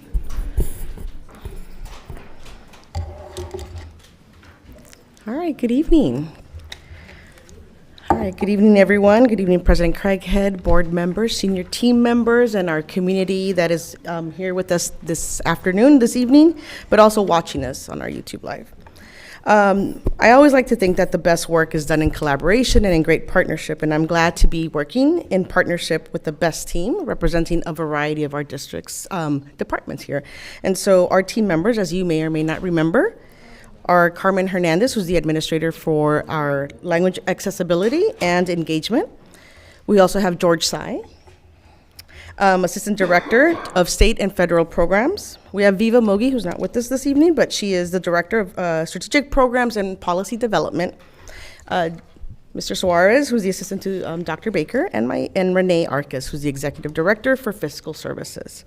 And for today's presentation, I'll start by sharing some preliminary data that was able to be generated through our engagement efforts. And then you'll hear from Renee, who will be sharing some deeper insights of the budget. And then we'll end our presentation with Mr. Suarez, who will walk us through some of the technical aspects of the Local Control Accountability Plan, or as it is better known as the LCAP, so that by the end of our session or our time together, you'll have an update on engagement efforts, a deeper understanding not only of the budget, but also the LCAP.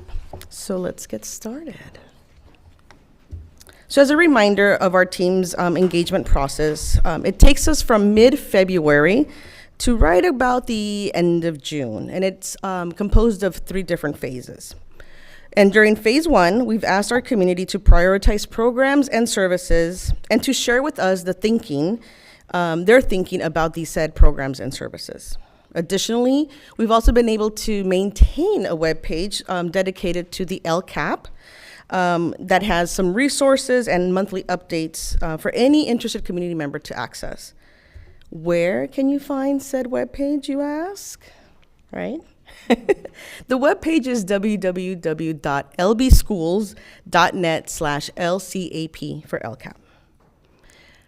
More seriously and more back to business, we know that the impact of students' voice, and we know is powerful, and we know how it impacts our work and how it calls us to do better. So for this reason, along in our phase 1, you'll see that we've had an opportunity, we've given students the opportunity to voice their priorities at every one of our high schools. And we've been able to hold sessions with groups of students across our district, and that did not disappoint, as usual. It's always great to be in the company of students and hearing their great thinking. But we also want to thank all the high school principals for their understanding and the power of lifting student voices and for making sure that these sessions were able to happen.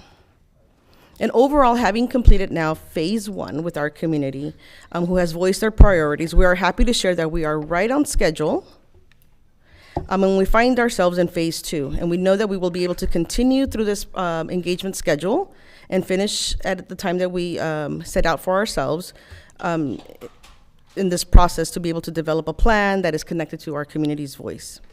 In phase 2, where we currently find ourselves, we'll be able to share, so we'll be able to come back and share with you some, and the advisory groups, the preliminary results from their input. And in May, once a draft of the LCAP is released and posted again on our webpage, the community will be able to ask the community for their feedback on that draft. So I'd like to take a minute to move on to this next slide and review with you some of the results from our thought exchange. This thought exchange was structured slightly different than those that have been in the past, and it was the structure was 2 parts. We asked our community, both internal and external, to prioritize programs, and then in part 2, to share their ideas. In part 1, participants were asked to select up to, it didn't have to be 3, but up to 3 programs that they find important. And in addition to that, participants were asked to share why they prioritized those services or programs and how they could be enhanced. And that's really important for us to know because through this prioritization process, it's going to help inform us and let us know which programs and services are most important to not only our staff, but also our students and our community at large, and how we can make them even better. Whereas in part 2, during the idea exchange, we specifically asked our community the following question: what else is important for the district to know or consider as we plan how to fund and budget for the next school year? This was the part where they were able to let us know what else we were missing, what else did they want to share with us, and they were able to also then rate the thoughts of others on a scale of 1 star to 5 stars. 1 star being like, oh, okay, I don't necessarily, that's not my favorite thought, but a 5-star was something that was very popular. So let's take a look at the prioritization of programs and services. And on this slide is the list of programs and the services listed in the order that they appeared for those that participated in the thought exchange, which also included a brief description for each of those programs. So in our effort to connect community voices to this budget process, we leveraged what we've heard and continue to hear while engaging with our community. What we mean by that is that during focus groups or surveys from last year and this year, students have been able to share insights to programs and services that they find beneficial not only to themselves, but also to their peers, and also how can they be enhanced. Equally, we've heard recommendations from parent or guardian committees and staff groups such as Teacher Council at the elementary level, which have also informed the creation of programs and services listed for prioritization. There was one last option that you'll notice at the bottom of that list, and this is for those participants who felt they didn't have enough information to prioritize any of those programs, but were able to then go on to the next part of the thought exchange and be able to share and rate some other thoughts. Again, this is just another example, or this is the question that we asked in part 2. And so we know that participants were able to let us know if we were missing anything, and this is also where they had a chance to see the thinking of others and engage with those thoughts by rating them. But what you want to know is some of the preliminary data from this thought exchange. And so here's who participated in that part 2 of the thought exchange, in this 2-part thought exchange. So there were 2,068 participants who shared 1,721 thoughts, and were able to provide 41,821 ratings. As you can see, of those that joined us in this thought exchange, the majority were parents and students with 76%, which is really awesome to see, and we're very excited to see that. We also see on the right-hand side of this slide deck, we see the demographic breakdown of those that participated. At the very top, if you can see from where you're sitting or from where you're watching, the largest demographic group that came to participate with us were the Latino Latinx community, followed by the white community members, and then I need my own glasses, African American or Black community members. All right. So let's see how our community prioritized the programs and services. And over the next 3 slides, you'll be able to see how all programs and services were prioritized, but also a brief description of each of those programs. And so for today's presentation, I will be highlighting the top 3, or the top 3 priorities according to our community. So of the 2,068 participants in the thought exchange, there were 1,818 that actually participated by answering the first part of the priority in programs and services. And 250 did not choose to answer this part, and so they bypassed onto part 2. I just want to share that because if you start to do the math will not be mathing for you, as they say, because those numbers won't add up. So I just wanted to call that out for you. So the top priority for 50% of the respondents was school site allocations, with a brief description that read, give funds directly to all schools so they can help their students based on what the students' needs are. The second priority, TK through 3rd literacy intervention. Make sure students in grades TK through 3rd get better at reading by having more teachers for reading support. The third priority, care/wellness centers. Centers in schools to help with solving problems, managing stress, and providing student support. Other programs and services were prioritized in the following order. At 4, social emotional learning, or SEL, and pupil support. At 5, quality core instruction.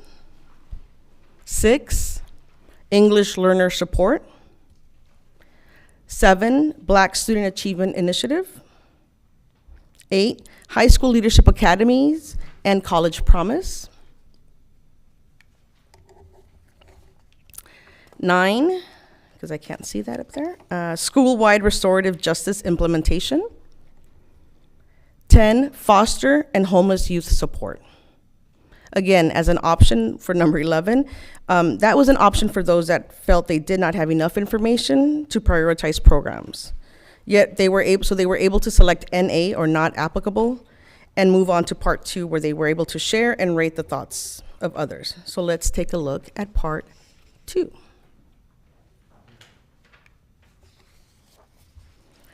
Part 2 is where thoughts were added and then rated by others.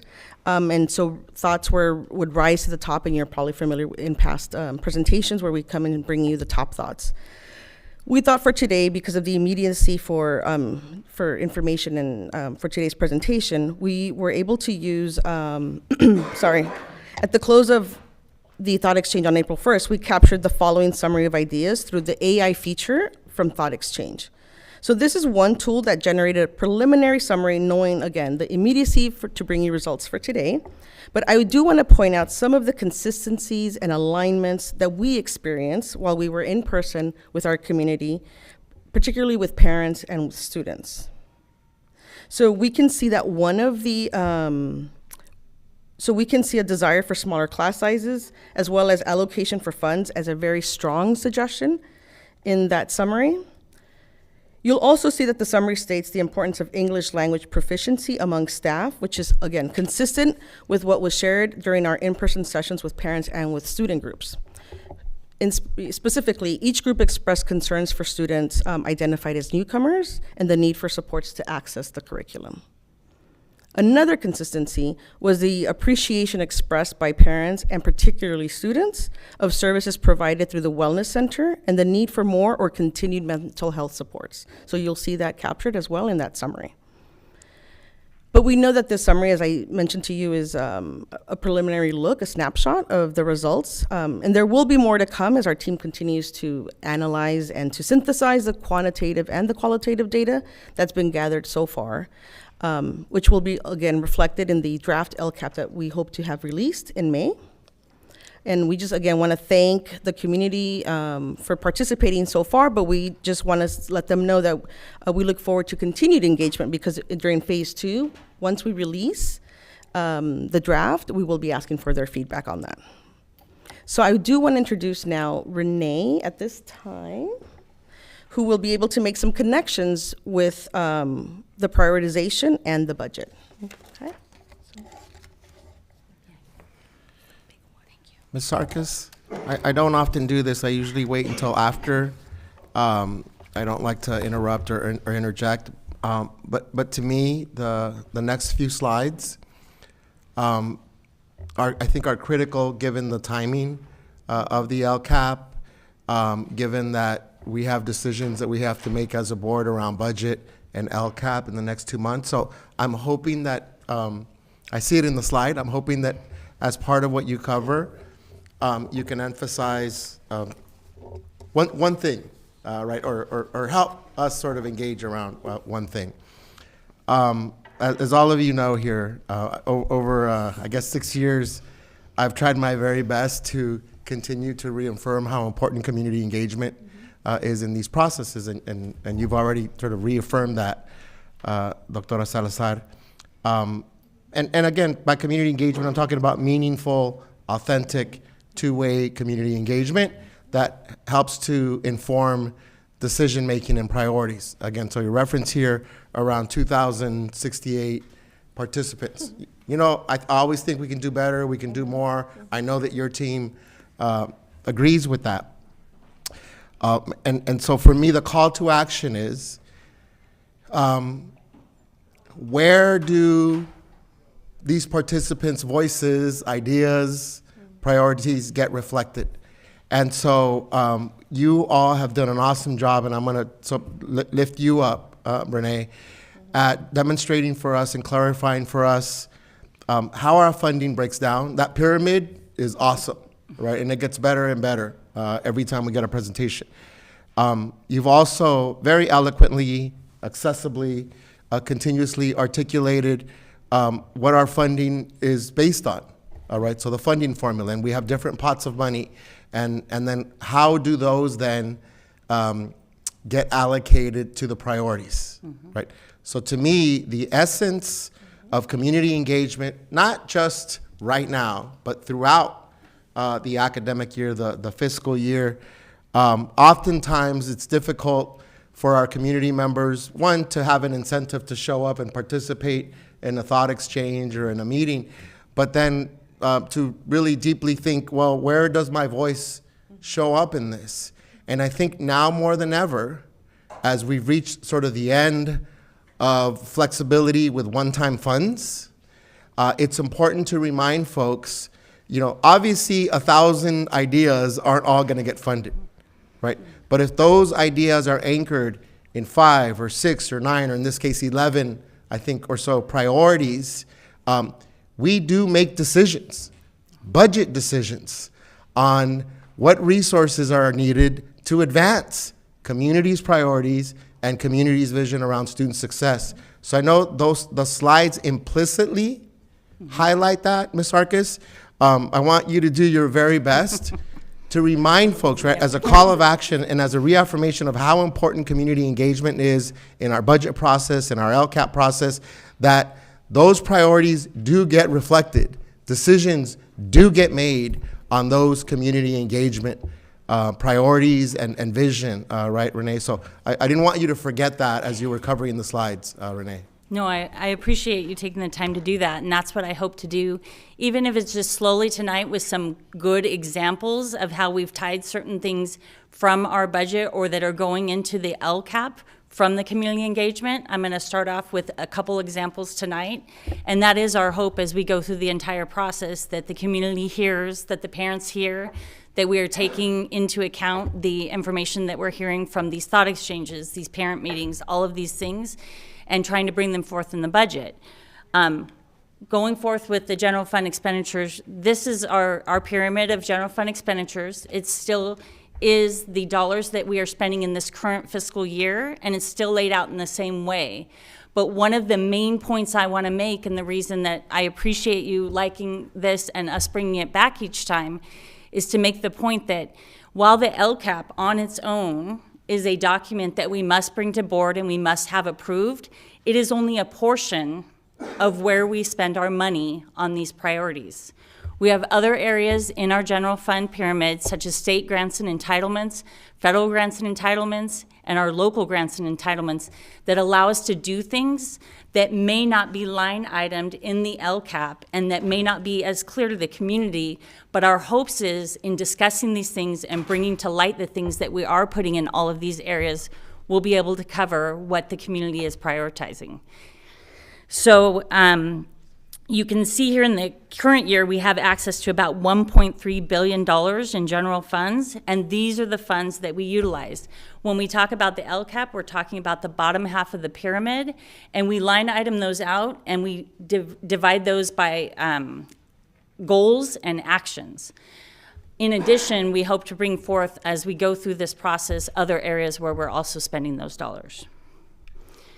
So one of the main opportunities that we have had this year going into next year is the expiration of the COVID relief funds that are expiring in September 2024.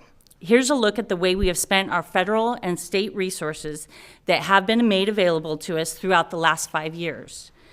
This fiscal year has been our largest year of spending. We are supporting programs such as our SEL and parent facilitators, our instruction and intervention coordinators, health and mental support services, and efforts to impact and improve our future with technology, classroom infrastructure, outdoor learning environments, and playground equipment, just to name a few. These have all been impactful things that we've been able to do with our one-time dollars. But as we wind down our spending of these resources, it became a great opportunity to look at the feedback from the thought exchange, our meetings, our internal staff, and turn towards the opportunity to utilize some of these programs in our new LCAP budget to support the district. So this slide right here is the crux of what we're talking about, where I'm going to tie some of the dollars that we are able to maintain from our COVID relief funds expiring and how they align with the prioritization that you heard Lucy talk about earlier. So here are some changes that we have made as we are sunsetting some of our COVID relief funds that we have planned for the last 3 years. On the left side, you will see that at the district level, we have been able to implement activities utilizing teachers on special assignments, or TOSAs, in research, the Office of Curriculum and Professional Development, and the Office of School Support Services that will carry on at our sites and offices for many years to come. So with our one-time dollars, we were able to bring people into the office to support efforts as we managed through the COVID years, utilizing those one-time dollars. And all of those efforts are things that you'll see in our school sites, in our offices, carry on in different ways, even though we won't have the staff here at the central services. In addition, we are now making sure that our program facilitators and our literacy teachers are present and in detail at the Title I schools. So while we weren't able to fund some of the non-Title I schools, we've made sure to utilize resources, not all LCAP, but enable to keep some of those facilitators, some of those literacy teachers at our Title I schools. On the right side, you will notice some maintained activities in direct response to public feedback. So let me point those out first. You heard from Lucy about the wellness centers. They were prioritized as number 3 in our prioritization from the Thought Exchange. They were introduced in high schools at the beginning of the pandemic and were ultimately expanded to our middle schools. The beauty of this is this was a pilot program that was started with the use of our COVID one-time funds, but was immediately seen as a need, as shown in our priority, not only kept into the high schools, but brought into the middle schools as well.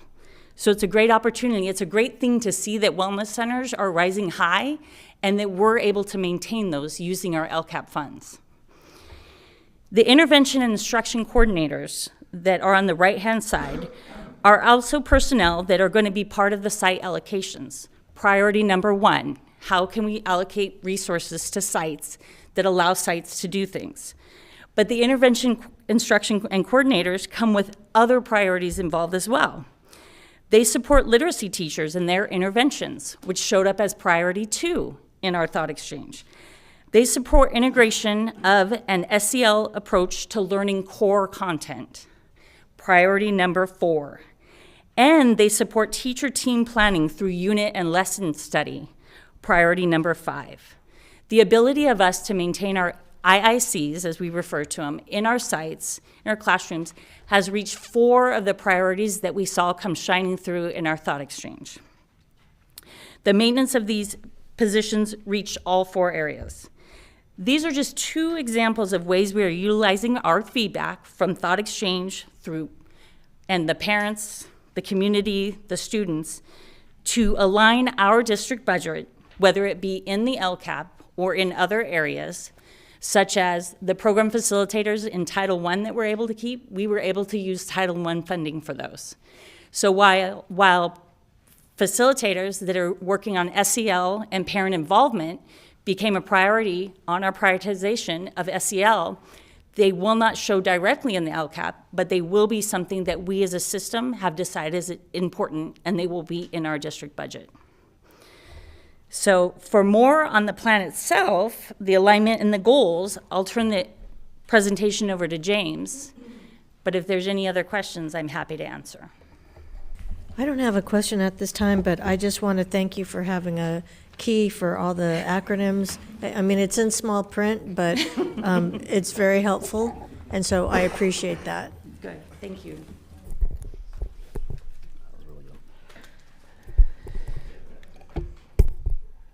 So good evening. I'm going to bring this home. Give me a few minutes to bring this home, though. The purpose of the next few slides will give some foundation descriptions of the Local Control and Accountability Plan, or LCAP for short. The LCAP is a 3-year plan that describes the goals, programs, and services, as well as projected expenditures for the Local Control Funding Formula, or LCFF funds. These funds come from the state. As depicted in the familiar pyramid slide, this current year's LCFF accounted for approximately $870 million of the total $1.3 billion budget. About 15% of this year's $870 million LCFF funding is called supplemental and concentration grants, which targets English learners, foster, and low-income youth.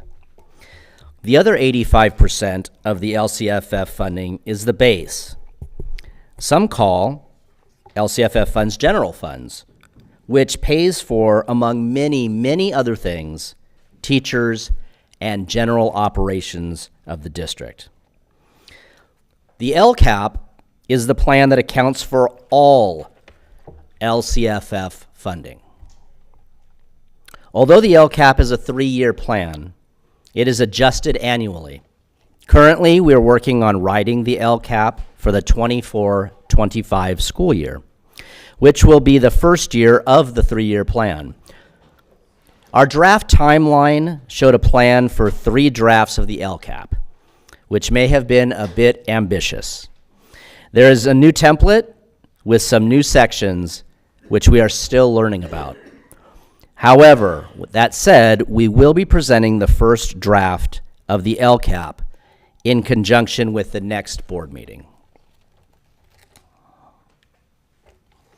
As part of this new 3-year plan, we aim to bring much more alignment in the writing of this LCAP.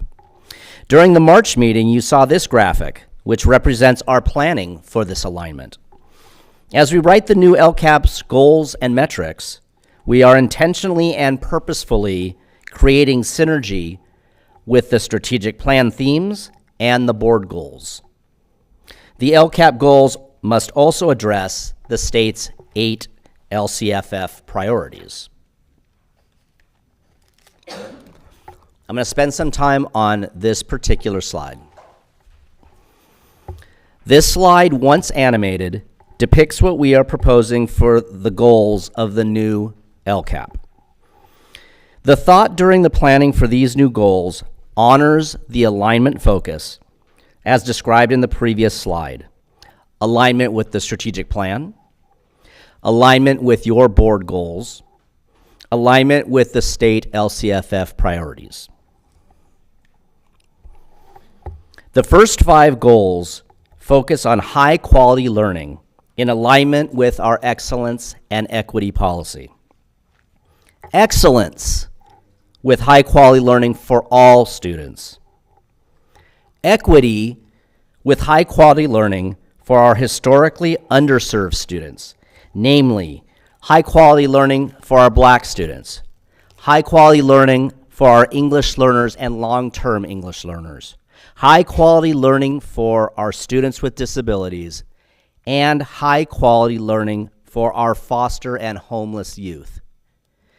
This LCAP will ensure that LBUSD shines an equity flashlight on our most marginalized, at-promise students by ensuring that we have goals and metrics to hold ourselves accountable for their achievement. All of the board goals that LBUSD has will be represented as metrics with the appropriate goal area.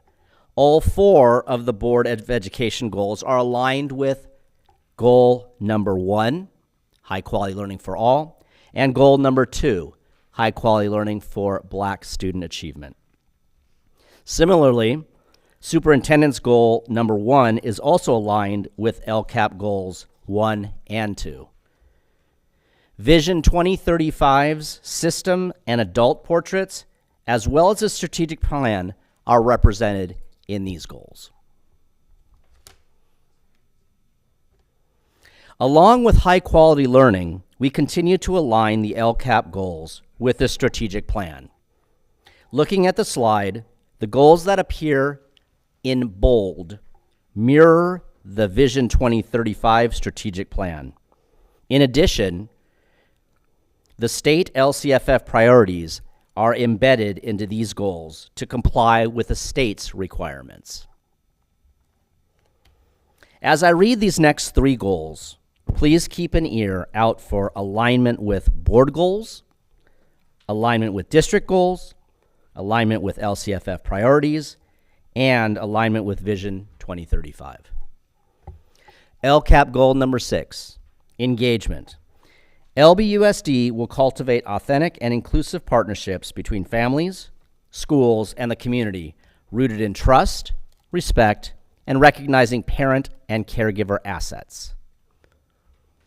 LCAP goal number 7, equitable and liberatory district. LBUSD students deserve to have a culturally affirming and standards-based learning experience in a broad course of study with highly effective educators, staff, and school leaders who cultivate students' sense of personal identity, belonging, and agency, and promote student success. LCAP Goal 8, transformative change. Ensure student access to fully credentialed teachers, highly trained paraeducators, and a diverse school staff representing our student body, and skilled at differentiating for student need, creating a more inclusive environment for students to succeed academically, socio-emotionally, in a safe, clean, future-ready learning environment. I hope that you noticed key words like identity, belonging, and agency, Superintendent's Goal number 2, and Vision 2035 student portrait alignment. Keywords like authentic and inclusive partnerships, Vision 2035 system portrait, and LCFF Priority 3 alignment. Diverse school staff, strategic plan alignment.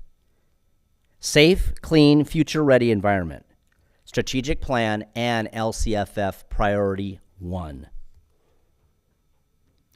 Amongst other alignment efforts that we're making. Finally, Goal 9 addresses the new state's equity multiplier goal. We are really learning more about this new state goal.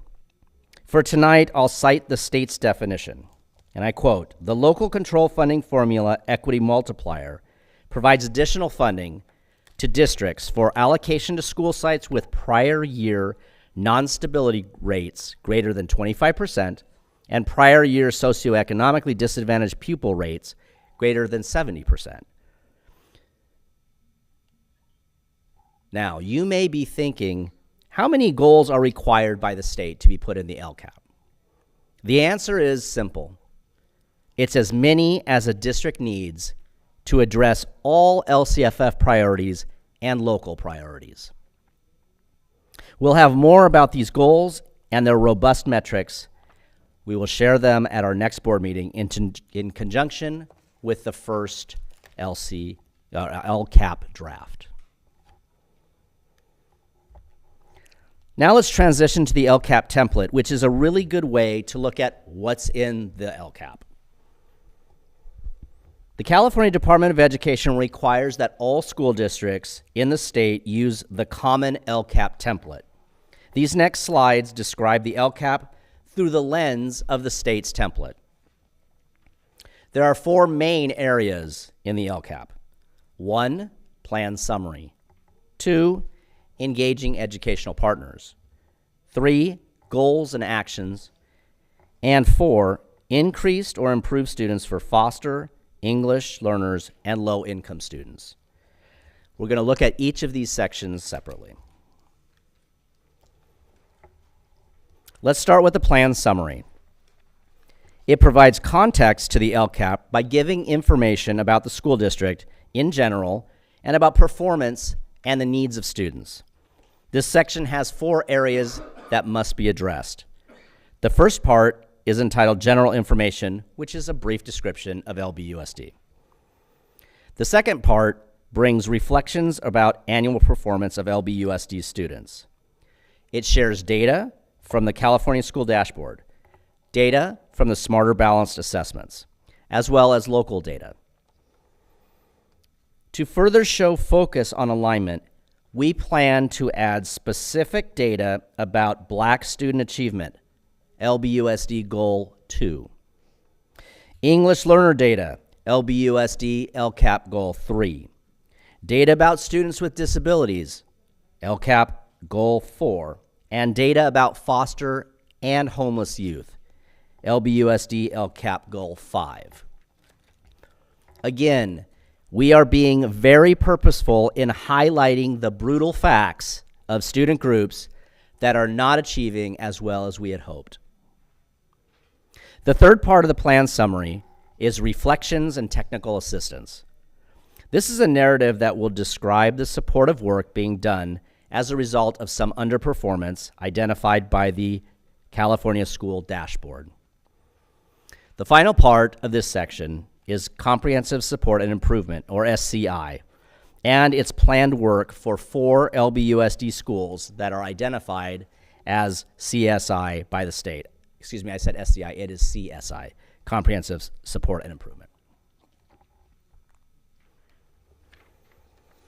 The second section of the LCAP is engaging educational partners.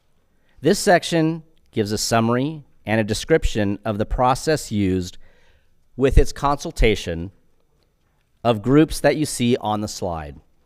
In addition to these groups, we have a monthly LCAP newsletter that is sent to our nonprofit and community partners that shares updates about the LCAP process. Also in this section is a description of how the engagement influenced the LCAP, which I think is what your question was, Dr. Benitez.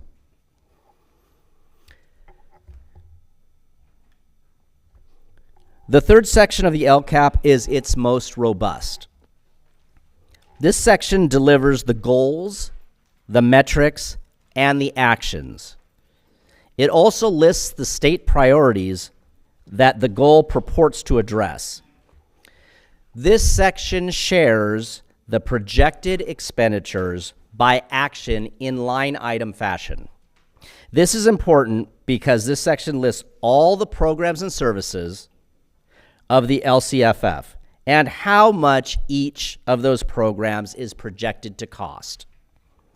The sum of all the programs and services in the LCAP will total the amount of LCFF funding that the district receives from the state. I'm going to say that once again. The LCAP, summing the actions, represent all of the LCFF funding that this district receives from the state. As a reminder, the state will be releasing the governor's May revise next month, which is the basis for this LCAP. So the first draft will not list any amount for any program, simply because we don't have the amount of money from the state to be able to project those yet.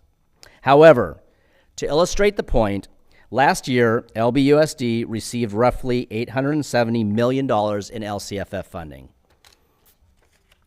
All $870 million was represented in the LCAP in the line item programs. Part of these funds are called supplement and concentration, and these funds are to principally benefit foster, low income, and English learners. These programs and services are designated as contributing in the LCAP. Speaking of contributing, the last section of the LCAP is increased or improved services for foster, English learners, and low-income students. This section has been substantially revised from last year's and previous LCAPs. This section gives details to how the contributing programs and services address the unique needs of these 3 subgroups of students. And of course, it would be rude of me not to mention the fact where you can find everything LCAP, which is www.lbschools.net/LCAP. Thank you very much for listening, and if we open it up to questions. Thank you. So do we have questions or comments? Dr. Benitez. All right, Ms. Craighead. If we're out of gas, then we're out of gas here.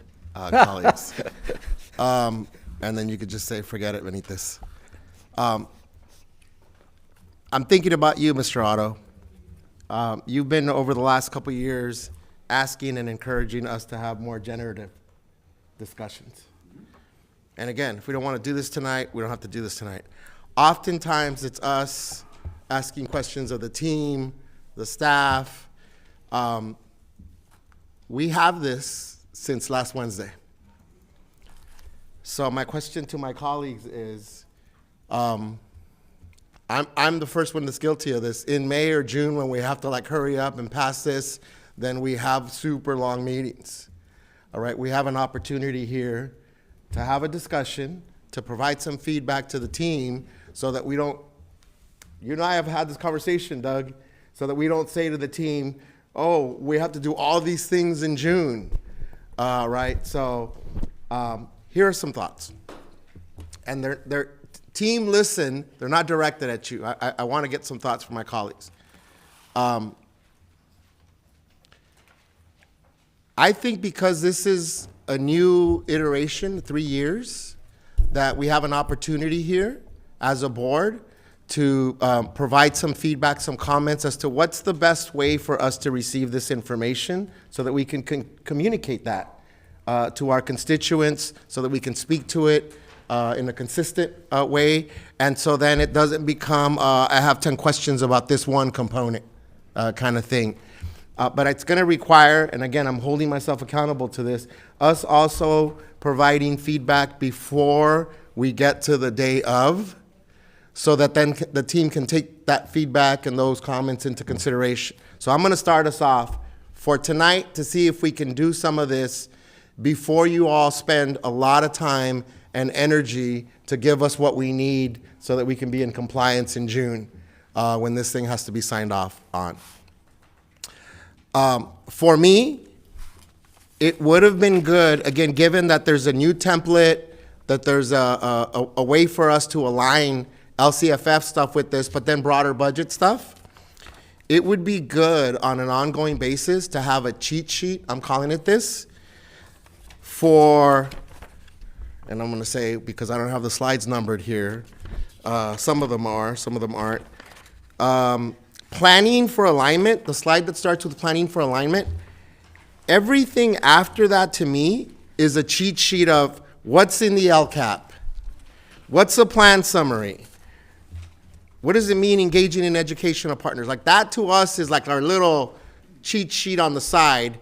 I think it behooves us that we as a board should know, here's what the new LCAP is. If we have questions about the template or what have you, but I think more time should be spent in these opportunities on the nuts and bolts of it. Us as a board, we got to do our homework and we have to be familiar with what's the template, what's the plan, what is this thing that you just referenced? How many goals can we have? All of us should be able to say as many as are needed to fulfill the LCAP requirements and to encapsulate our community's priorities, right? Obviously within reason. I started off by saying we're not going to do 100 goals on this thing, and I don't think that would be effective. That's my own personal opinion.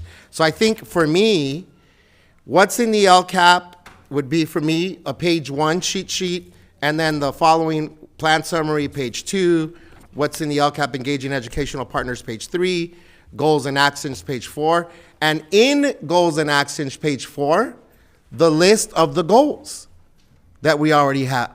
Again, as a board, I think we can engage in what's in that goal. You all gave illustrative examples. I think we can have generative conversations on, is that enough funding to achieve this goal through these programs and services? As an idea, right? Not as a end-all, be-all.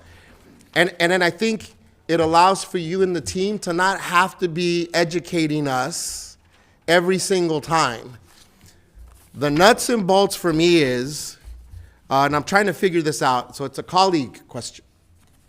If we have the 9 LCAP goals, if Renee gave us 2 examples of where we see that reflected with actual resources, right? Whether it's coming from LCFF or we have some flexibility, right, to use some other funds, I would love to have a conversation and some visuals and spend some generative time, matching up budget with goals and then alignment with our district board goals, our strategic plan. Because the one slide there that has that cycle of board goals, whatever, that should be like our ongoing thing for the next 3 years. All right. Am I correct in deducing that, Dr. Baker? For us, the conversation then is reaffirming priorities that are getting funded and then having a conversation, because there's going to be tough next 3 years decisions. We're going to have to reduce some stuff. We're going to have to maintain some stuff. And I think it gives our communities a chance to then weigh in and then make sure that they hold us accountable to what those priorities are, and then how those priorities get funded through these goals. And then the questions to the team is, how are we doing that? Where are we doing that, Dr. Baker? How do we know that that funding is going to help us achieve that goal? And then that helps, at least from my perspective, when we then talk about board goals, to then be able to follow up and say, are there pivots that we need to take here?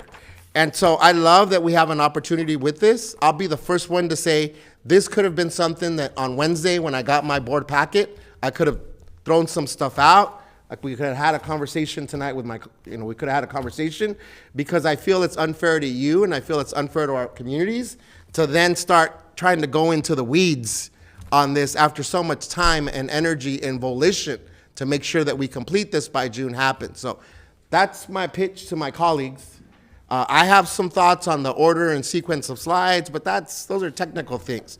For me, the more important part is, how do our priorities match up to our broader district goals and priorities? And these are LCAP priorities I'm talking about, and to the budget, right? So when we talk about the difference between signing off on a budget, Mr. Otto, and developing a budget in conjunction with this, that's a way to do it. All right. So I want to get my colleagues' thoughts on this. How do we want to provide feedback on these things, given that we have less than 2 months for our board to consider adopting this plan? Yeah. Well, I think you bring up two really good points when it comes to what was already presented. First off, I just wanted to thank you guys for all the work that's already been put into it, because one thing's for sure, two things for certain. You're definitely going to know where the website is to find all of this information. Including all of these PowerPoints are there too. Could also be found there. But I think that one of the things that's brought up here that I'll co-sign with my colleague here is telling the story on how the funding's being spent. And so being able to directly correlate the decisions that we make and the priorities that we have into what pot it's being taken from and being spent to is what people would like to see. And being able to tell that story from beginning to end. And I think that as though we're still very early in this conversation, as you said, heck, we haven't even gotten the firm numbers from the state just yet. So how could we even do that? But in the same token, I think that that's the part that Dr. Benitez is bringing up in conjunction with really telling the story on how we not only are going to spend these dollars, but how we're emphasizing the priorities that we have as a district and putting the dollars amount behind it. And so I appreciate your comments, Dr. Benitez, because I think that you are spot on. I think that I'll be honest with you. This is that generative conversation that you wanted to have. I don't know what the right answer is on what this looks like, but I'd love to hear from our colleagues on their thoughts on what that looks like. Well, I'll tell you what I've been thinking about doing this, because it seems so daunting to figure it all out. So what I did about our last meeting was to take that substantive thing, not about this thing, but I put it on a thumb drive. And I was sitting here trying to keep track of everything that was being said. James and I tried to meet ahead of time, and that didn't work, but I got frustrated as I was trying to do it, so I was just saying to myself, okay, I'm going to put this agenda item on a thumb drive and watch it 20 times so that I can pick up the things that he's saying and what each of these mean. This was a great explanation. I picked up a lot more than I did when I went through it the first time and the second time and the third time, but not as much as I did tonight when it got presented. But what I intend to do, for what it's worth, because I'm not there yet, is to get it, look at it, answer as many questions as I possibly can, and then talk to staff, and then with a genuflection to the Brown Act, talk to one other person and say, this is where I'm at. What do you think? And what I really want to do for the next meeting is to come in prepared, because I know this and know it well enough so that we can ask, you call them generative questions. It's a pretty good explanation, because you have to understand this requires a lot of effort, not because it's quantum mechanics, but because it's complicated and there are a lot of moving parts. But it's not easy, but it's possible with work and real work. I mean, hours of work, to have a good enough understanding before the next board meeting to come in and say, this is what I think.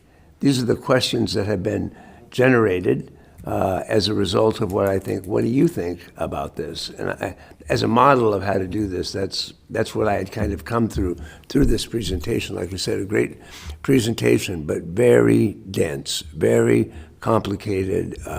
Superintendent's goals, board goals, state goals, and then how do you put that over or make that into a grid so that you've got a clear understanding of where it is that we're going. And by the way, you want to know that before and then the state, in this perverse way that it does things, says, okay, we're going to give you money, but we're not going to tell you how much.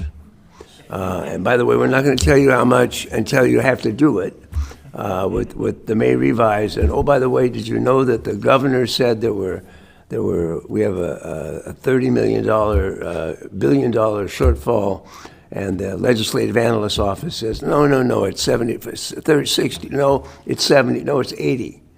And what's the difference? And how's that all going to be worked out? There's $5 billion that they're allocating for community schools, but I think that could go away real easily, and that would be a big chunk at it. And we don't know the answers to any of those things, but it all starts with a real thorough understanding for each of us and all of us about this, because without that, you can't get started.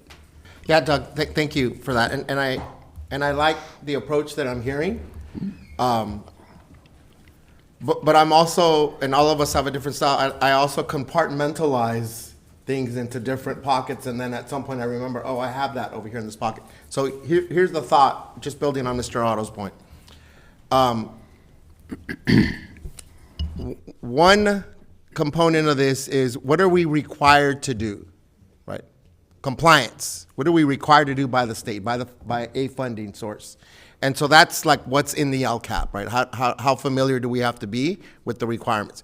For instance, one of the requirements is we have to engage in our communities to form the basis of these priorities, all right? So to me, the community engagement part is at the core, Dr. Salazar, but to me, it's almost like an addendum, right? Like, hey, we did our due diligence, and that's how we came to these priorities and these recommendations. So the generative questions for me, Doug, that's the third bucket. First bucket for me is understanding what are we required to do for the LCAP, right, as a part of our larger budget. Second is, as an example, what are those illustrative and practical examples that we have to check off and affirm with our staff, with the boots on the ground, did that get done? I have questions about that.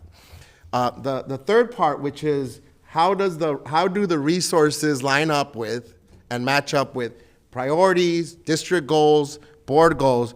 To me, that's where the generative questions come from. For me, it doesn't have to come from you, but then to me, then a question could be, Dr. Baker or team, we see that here are the recommendations for the budget, right? Why this? Where did we come up with this? Where does this line up with not just LCAP, but our other engagement process? That to me, then we can have a conversation about, right? Because then we can revisit that cycle, right? Board goals, district goals, superintendent goals, strategic plan priorities. And I think absent that, Doug, then we have a difficult time because it's like we're starting from scratch every meeting, every year, even though these processes are cyclical, even though we have a fiscal responsibility, even though we have a legal responsibility, and ultimately a commitment to fulfilling our vision for student success, I want to make the best use of our time and your energies in putting this together. So for me, what would be helpful, and again, I'll move forward next Wednesday, whatever we get before our next board meeting. For me, it's if we're going to move forward with things that are useful for us, Doug, because quite frankly, the thumb drive is going to be huge, all right, with information. It's, okay, what are the technical pieces of the LCAP that we should be familiar with? And I think, team, you should ask us, right? I think, a good response, Mr. Suarez, all kidding aside, is, well, board, how many goals can be in the LCAP? All right, but you got to give us that cheat sheet, which is here and which has already been explained. The second piece is, you know this, Lucy, we've been having this conversation for years. It's important for our community, Eric. I always appreciate you saying, okay, how is this accessible to know? But I think for me, the more important part is in trusting that this is getting done and verifying and asking questions, but ultimately, that community engagement isn't just to engage community, right? It shows up somewhere. And for us, it's making sure, one, that we're doing it, but for me, the more important part is, where is that showing up in terms of the recommended budget that we're being asked to approve? So those are my thoughts, Doug, building on, okay, how am I going to approach this? The thumb drive idea is cool, but to me, it's, okay, where am I going to compartmentalize this? Because I'm not going to be an expert at the technical aspects of making sure that we've checked off this thing. We got the pro here, Yumi and Renee and the team, figuring out, well, does our are we going to be fiscally responsible, right? We're not going to spend $2 billion if our budget's $1.3 billion, but we should be able to ask generative questions on why this priority, why this recommendation, how did we come up with that amount of money, right? And there shouldn't be a wide variance year to year for the next 3 years, because it takes our system some time and some volition to move forward on these things, right? We're not gonna make a $500 million change. I don't think we would, Dr. Baker, next month, just because we've reprioritized something. Yeah, so I think those are my thoughts. I think that's really important, and to not represent to our community that you're starting from zero. Right. And so the reason that the pyramid has been so illustrative for this conversation goes back to several things that were said tonight. First, at the base, when you look at of $873 million this year, $738.7 million are in the base. That is when we think about full district operations, all the things that run our school districts. And the supplemental and concentration as supplemental for the specific groups of students that money generates for. And then all those areas above that. So the reason why we have used this, not because this is required, this is not required around LCAP and LCFF, because in the spirit of both transparency and also coherence, you're seeing additional funds that are not represented in the LCAP. So I might also suggest, just in that spirit, is knowing your board goals and guardrails is particularly important for you as a board. And while you may not be able to know all the details of all of the things, having a lot of curiosity and allowing our team to really shine the light on, use illustrations of how either shifts in funds, as Renee went through so eloquently, even in the things that are continuing, where we were able to stop something that used to take place in the LCAP to make space for things that you all in your board goals and our community said. So that the page that represents reduced and maintained, these were significant decisions, and I love the way Renee just really illustrated over time the community input through formal processes and also through other ways that we collect data from school sites, from all of the family engagement that goes on. I would also like to say that there is spring budget engagement that is very specific. We meet the requirements of budget engagement. All of the groups of family who are to be consulted are consulted. That is the compliance aspect of what we do. And I think our team does it beyond compliance in a very quality way. And I want to acknowledge that that kind of engagement happens year-round. So while something may be reflected in this year, we may not be able to fund something, especially in this time as we see resources declining. It doesn't mean that there aren't opportunities for engagement during the year, which make smaller shifts, which help a school site to use its funds productively or to shift the way that a school site uses its own funds. So while there is a spring requirement, there is year-round engagement that contributes. And I also think it's a setup to the community to think that something that is said in May is automatically going to be put in a budget, much of which is already allocated because of the way that the budget cycle works. And so I also want to make sure that we're not setting up, again, back to a zero-based budget. It is not that. It is mostly continuing projects and programs and continued alignment to now your goals, to what we have seen post-pandemic and our student needs, the brutal facts as they have been repeatedly named, and then to the groups of our students that are in categories that deserve the equity funds to go directly to them and to their school sites. So that's not in disagreement with anything that has been said. It's affirming and also doubling down on the board's goals and knowing your board goals to really elevate that into the conversation and ask, what decisions have been made? Where is this going to show up to ensure that in the period of time that the board has set its goals, that we're achieving those goals? Sign off on everything you said, Dr. Baker. So let's use two of the things that you just shared, and I think it's important for the board to affirm. Yes, on the understanding our board goals, right? Absolutely. The beauty in what Renee does so eloquently, as you said, is that it makes sense at that time, at that moment, and the beauty of what the whole team does. The additional layer, I guess, that I'm trying to convey with my comments, Dr. Baker, is at the school site level, IICs, as Renee clearly articulated, right? But then we move on to 10 other things next month or the 6 months. That's cutting through 4 priorities, right? Where is that? Where could I reference that? Where is that codified? Where is the generative thinking for us to know what Renee said at that meeting? IIC's funding for that was maintained, and they hit 4 priorities, and she clearly and specifically said, this is what we heard from community, this is what prioritized, and this is where it gets reflected, right? That's the piece, I think, Dr. Baker, that for me is hard. It gets lost. It's hard to sort of rethink, re-articulate, reference. They're doing it because they look at this every day. You're looking at cohesion. You're thinking about this every day. I think for me, the burden is, how do I grasp that, not have to sort of flip through a 15-page PowerPoint and have like a cheat sheet, an addendum, and then the specific priority, funding, and then 1 or 2 examples, right? That would be helpful for me in having a conversation with my colleagues here.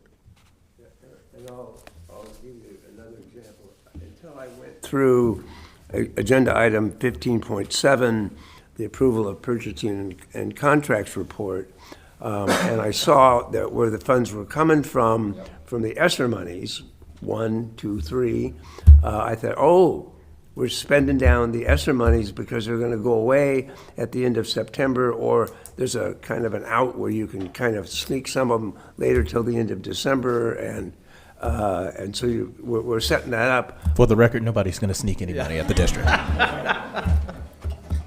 Dr. Benitez, just very quickly, from your past experience, what items do you think should be funded? the items that have been prioritized by the community. But what I don't know, and this is where I think the questions can come from, is why that amount, right? Knowing that it's not zero, but what was the thinking, or what is the sense? And here, an example is, we're funding positions with this, right? If 80% or so of our budget is personnel related, right? Then I'd like to know, okay, then how was the decision to reduce this, maintain others, given that it's not an infinite pie, gets made, right? So for me, it's not necessarily us unilaterally deciding these are the priorities. It's making sure that those priorities align with our board goals, with our district goals, and reflect community engagement, right? Because then we get caught. I love the question, Board Member Lopez. If we had 0 participants in this, and I remember not too long ago, we would have 100 and something participants. So kudos to the team, but I think we can do better, right? And then sometimes when we would ask, so I like that we disaggregate it, how many students participated? And the team would say, we need to lift up student voice. So to me, that's the check off, right? We know it's happening. It could always be better. It could always be stronger. But then for me, it's then how do we know, Board Member Lopez, that this is what the community prioritized if only 50 people, and then we're giving each of them 10 dots, and then we have a data point that says, this one received 500 points. Well, I know no one's trying to deceive anyone here, all right? But it's not just in that the in-person meetings. It's the thought exchange. It's other community meetings. It's the broader budget engagement process. So then that way we hold ourselves accountable to knowing, okay, that's where that priority gets reflected. Did you have something I else? just want to say something else. I would really like to see schools like Wilson, like Millikan, like Pauley receive some of the Title I funding that their students generate. As we do know, low-income students generate Title I funding, and it doesn't always follow them to their schools. So I would like to see schools also receive Title I funding if their students are generating the funding.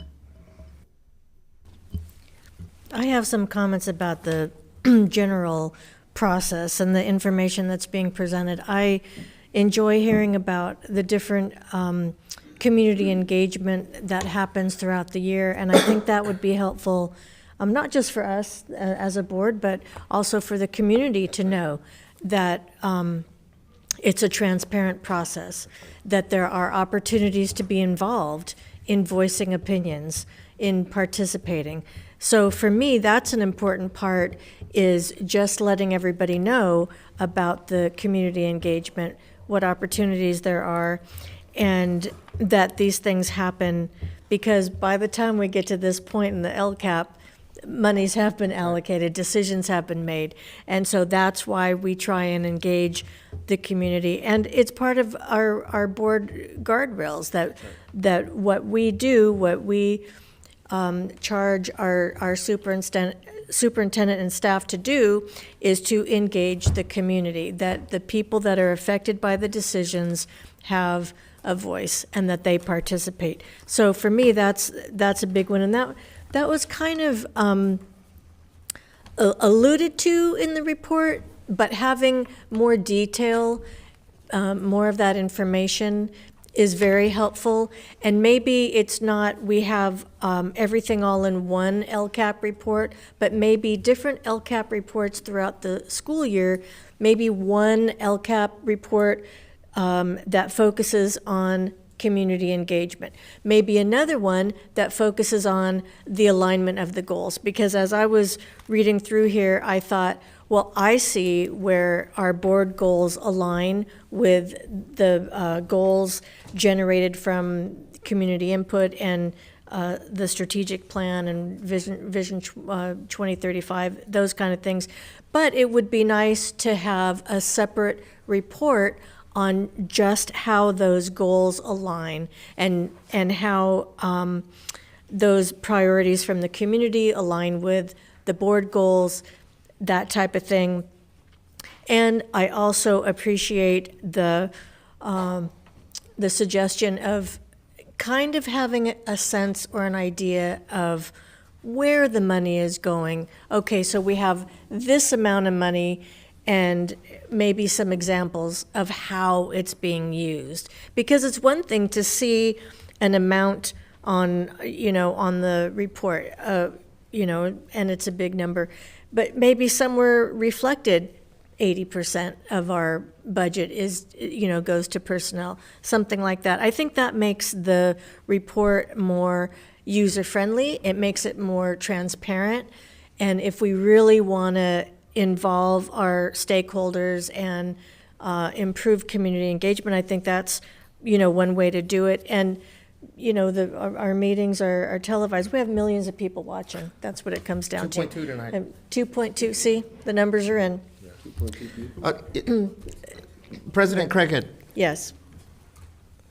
how am I going to say this? And I'll say it to, I'll respond to both you and Board Member Lopez. We have empowered, and by the same token, are holding our superintendent accountable.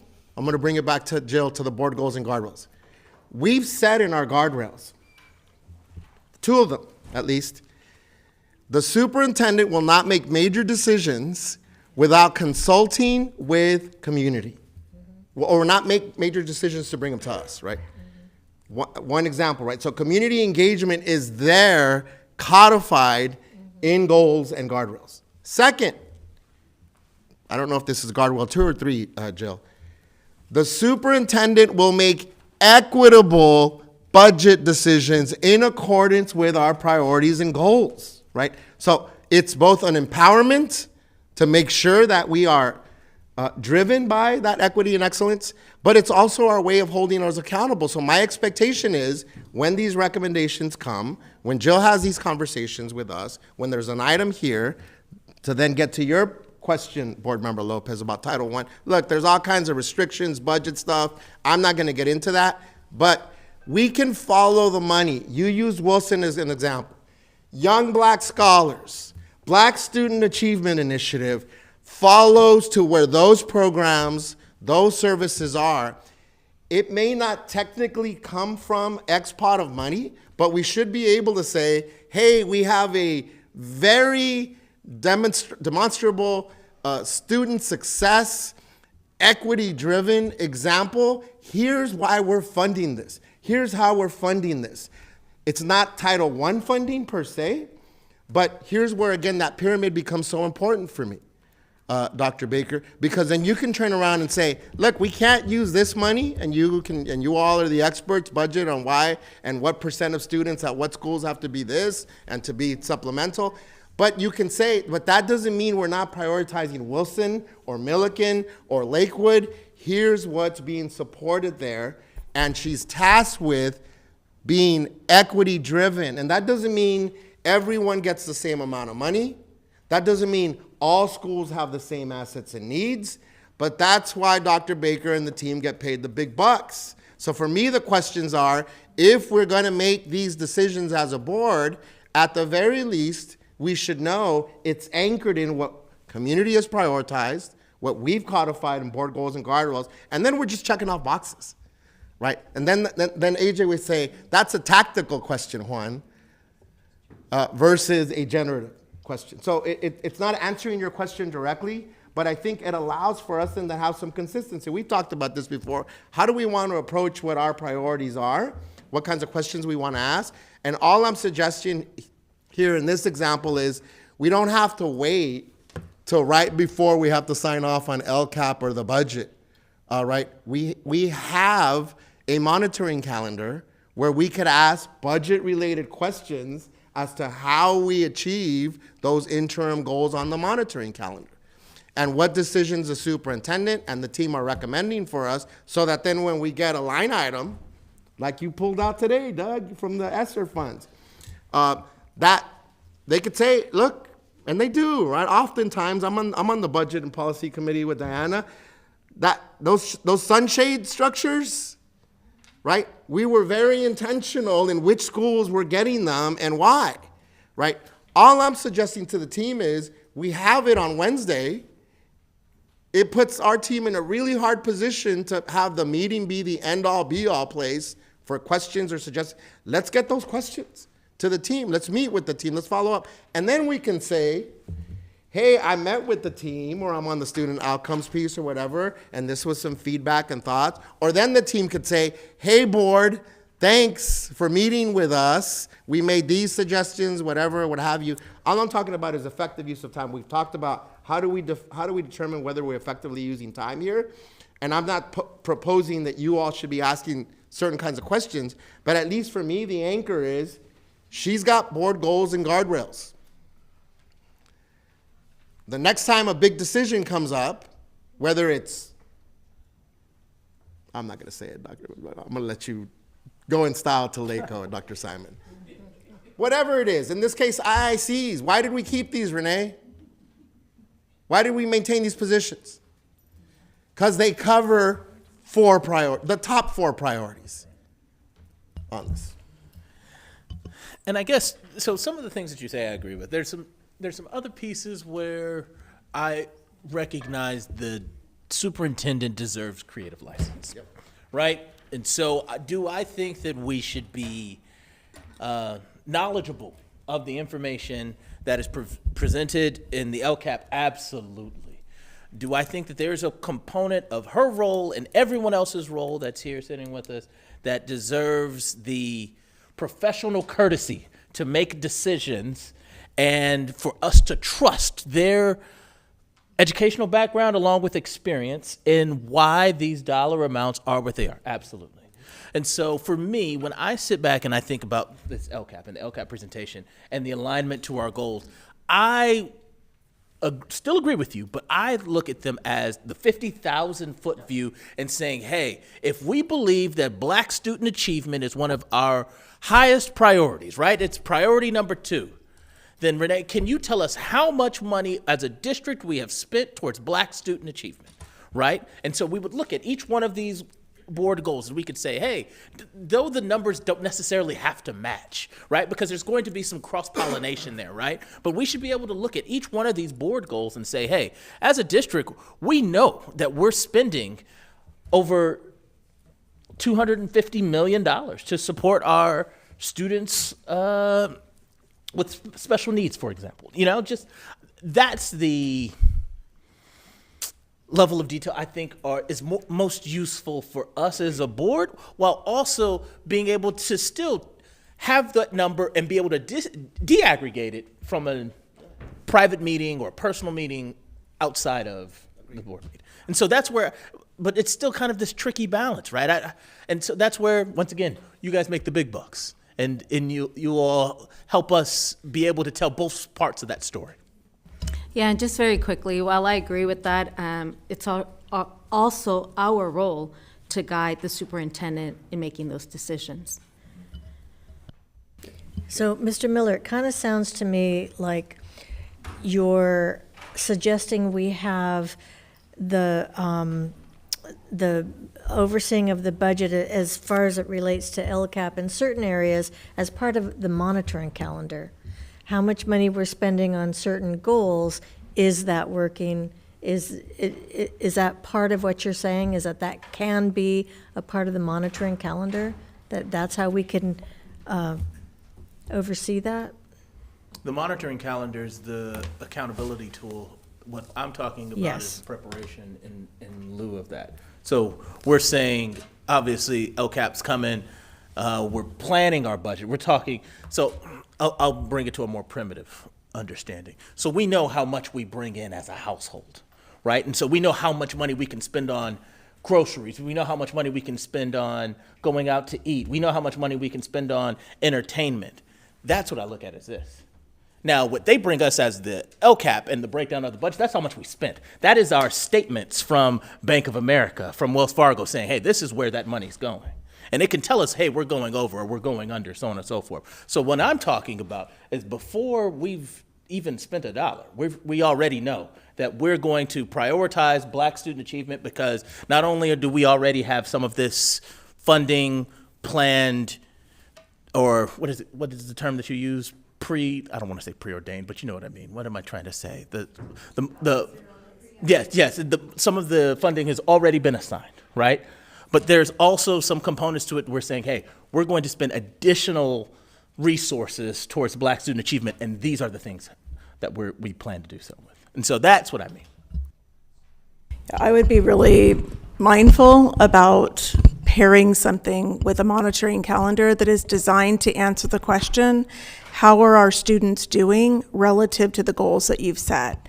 And I'm thinking about other aspects of your work in thinking about inputs and outputs, and the line in student outcome focused governance that really defines what a board spends its time doing and what staff in a district spends its time doing. So it might be good for us, I'll make a note of it, it might be good for us to just review that aspect so we think about how we spend our time in service to the model that you all have also taken up.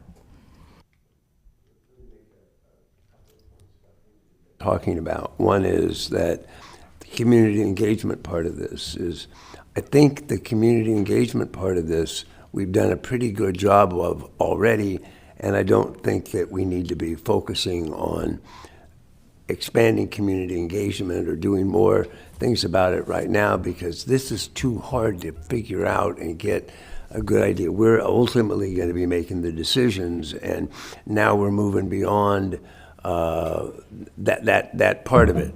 But one of the things that I think would be helpful was if staff could come up with a visualization of what it is that we've been talking about. In other words, the things that James has been talking about this applies to the board goals or the superintendent goals or other things, or the LCAP goals. That if we could have a document that kind of organized that, so that I'll use the word again, it's like a cheat sheet. It's like that you say, okay, now I better understand those things, and I was about to try and spend the time that was necessary to construct that between now and the next meeting, because I think that's what's required to get as good an understanding as possible so we can make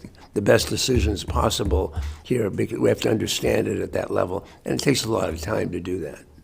So, And Just going to share an additional perspective to Mr. Otto. So, Mr. Otto, I don't fully agree. I know where you're coming from, that we shouldn't be doing more or stronger community engagement, because then I wouldn't be able to answer Board Member Lopez's question, like, on what are we basing our priorities? Our goals were based on community's vision for student success. We had lively discussion on here. This was not my personal feeling that that's what I wanted in a goal. We would continuously reference, this is what we're hearing from students. This is what we're hearing from community. This is the priorities that they have. Many of these are in alignment with the LCAP goals. So to me, it's not, we're not done yet on the community engagement part. I know you didn't say that, but I don't want that to get lost, because ultimately our accountability is back to what is the community's vision for student success. And we all represent different aspects of our community. So my expectation is that we would all be advocating for those different constituents, and then Lucy would be then checking off, and I'm not minimizing or trivializing that, to make sure that we're engaging with all stakeholders, particularly those guided by our excellence and equity policy. Who are those groups that have historically not engaged? Who are those groups that have a harder time accessing, whether it's through language, whether it's through ability, the tools that we're using to engage our community? Who are those populations that would most be impacted that can't show up to a school board meeting, that don't show up to a CAC meeting, right? Then that's me doing my due diligence to making sure the community engagement is never done, right? The community engagement will never be done, because then how else would I hold myself accountable if I'm just talking to two parents and saying we should determine $500 million of funding because these two people are saying that's important? We may, but are those two people representative of what the entire community needs? So, and I know you didn't say it that way, Doug, but I want it to be clear that the community engagement is at the core of this. For me, any ability for me to answer Why did you vote that way? Why did you advocate for that, Juan?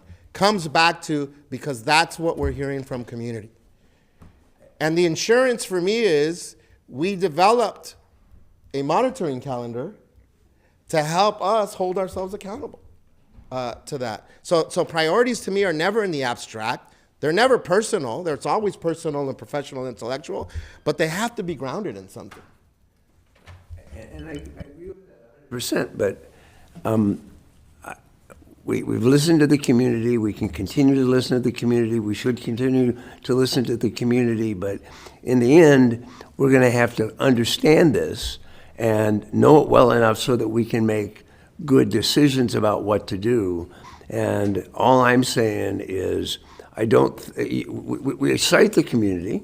We say, this is what the community said, this is what we're doing. I mean, the generative discussion, if you want to put it that way, is that's not meeting the needs of what these people said. I mean, that's the conversation that we want to have, but that's based on knowledge and the work that's been done to get to that position, not by saying, excuse me, I got to go out and talk to the community again to see what they want, because people will come up here and say things that happens that I think, well, that doesn't make any sense to me, or I don't think they're taking this into consideration, or they don't know that, and that's how we do a good job. Yeah, and just to be mindful, if we're not going to shift our priorities, then why are we talking about community engagement? Because I think community engagement is critical, and that should guide our priorities. Are you saying that I'm saying we don't need to do that? No, I'm just clarifying that we do need to shift our priorities if we're going to talk about community engagement. I'm not sure I understand that. Yeah, I don't get what you're saying either. I mean, when we went out a year ago, 2 years ago, and said we really got to find out what the community thinks, and we had a meeting, and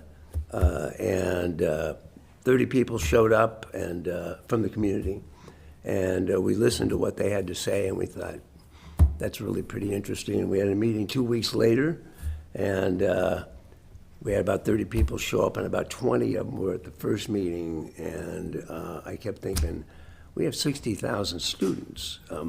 How come we're only getting the same people? How do you reach out to community? And the way we answered that was to go through this great process of involving student engagement to come up with this 2035 plan, and brought people in and did it. And by the way, I remember spending a lot of time and going to a lot of meetings about that. And I went home to talk to my wife and said, this was really interesting, and they had a lot of things to say. And she said, well, aren't they graduating? What about the next group? You go back out? It's always there, and you have to be engaged and you have to be involved with the community. But in the end, you got to do the things that James is doing, which is to find out what the rules are. What are the goals that the state says? What are the goals that we come up with? And then how do you put those things together to come up to make the decisions? But you have to be engaged. I mean, your point, Juan, I think is central, and that is you have to be engaged with the community in a way that the community believes that you're engaged.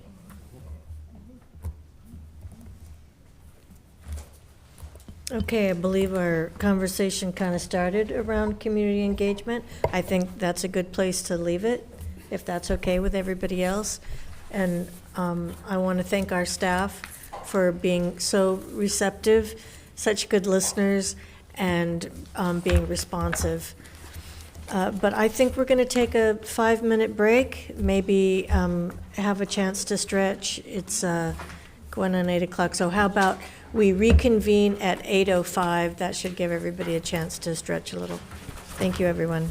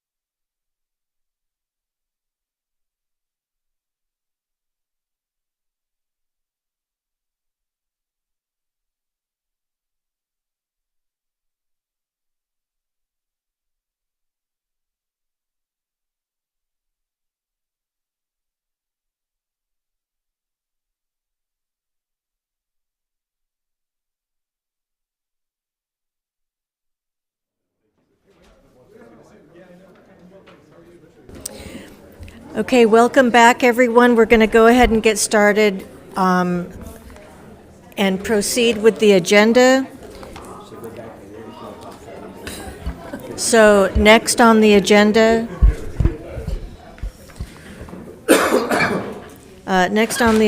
we have item number 17, 17.1 Williams UCP Quarterly Report. This is for information only. Dr. Baker, did you want to speak to that? Thank you. This is an information-only item, as you said. It's just the acceptance of the Williams Quarterly Report, which reports no complaints in any of the Williams categories. Okay, so we did not have any complaints. I just wanted to reiterate that one. No complaints this quarter, so nothing to deal with. New business 18.1, we have approval of the tentative agreement between California School Employees Association, Chapter 2, Unit A and Unit B, and the Long Beach Unified School District. Move for approval. Second. Any discussion on that? Yay. Yay, yeah, good job, everyone. I'll ask our board secretary to take a roll call vote. Member Lopez. Aye. Member Otto. Aye. President Craighead. Aye. Member Benitez. Aye. Member Miller. Aye. Student Member Aguilar, preferential vote. That passes Aye. 5-0. And thanks to Steve Rockenbach for all the work that he did on this. Yes, and all others who make this smooth sailing possible. Okay, item 18.2, approval of Los Angeles County Plan for Expelled Students. That's AB 922. We need a motion. So moved. Second. Discussion. And this is basically a compliance issue with the county. So Ms. I'll- Simon's going to be doing. Well, she's currently still with us, so I'll ask our board secretary to take a roll call vote. Member Lopez. Aye. Member Otto. Aye. President Craighead. Aye. Member Benitez. Aye. Member Miller. Aye. Student Member Aguilar, preferential vote. Aye. Thank you. That passes 5-0. Thank you. Item 18.3, approval of board policy 5144.1, suspension of students. Move to approve. Second. Discussion. Is this what Ms. Simons was doing? This one she can do. Any actual discussion? I'll ask our board secretary to take a roll call vote. Member Lopez. Aye. Member Otto. Aye. President Craighead. Aye. Member Benitez. Aye. Member Miller. Aye. Student Member Aguilar, preferential vote. Aye. Thank you. That passes 5-0. Thank you. Next, we're at report of board members, and we will start with Axel. First off, I would just like to start off with recognizing what the month of April means. It is Middle Eastern North African Cultural Month, and we want to reflect on the significant contributions of diverse cultures to our democracies, establishments, protections, and preservation. We aim to recognize and empower our Middle Eastern and North African American community. This community has a rich historical heritage that has greatly impacted global progress and deserving of unique celebration. I would also like to shout out some high schools, Jordan, Sato, and Lakewood, for their recent achievements at the state competition of Health Occupation Students of America. They all placed within first, second, third, fourth, or fifth. So I would just like to give them a huge shout out on their grand achievements. Thank you. Very nice. Thank you. Mr. Miller. I will be brief, as I have a wife and a son who want me to get home immediately. And a daughter. But first, I just wanted to acknowledge Autism Awareness Month. One of the things that I think is the undertone of our space with the CAC group is making sure that we have a school district where all students can reach their full potential. And so that is really the undertone of this month. And so we had two presenters today who spoke not only in support of school district programs and or school district policies, but are young men and young women who have identified as autistic.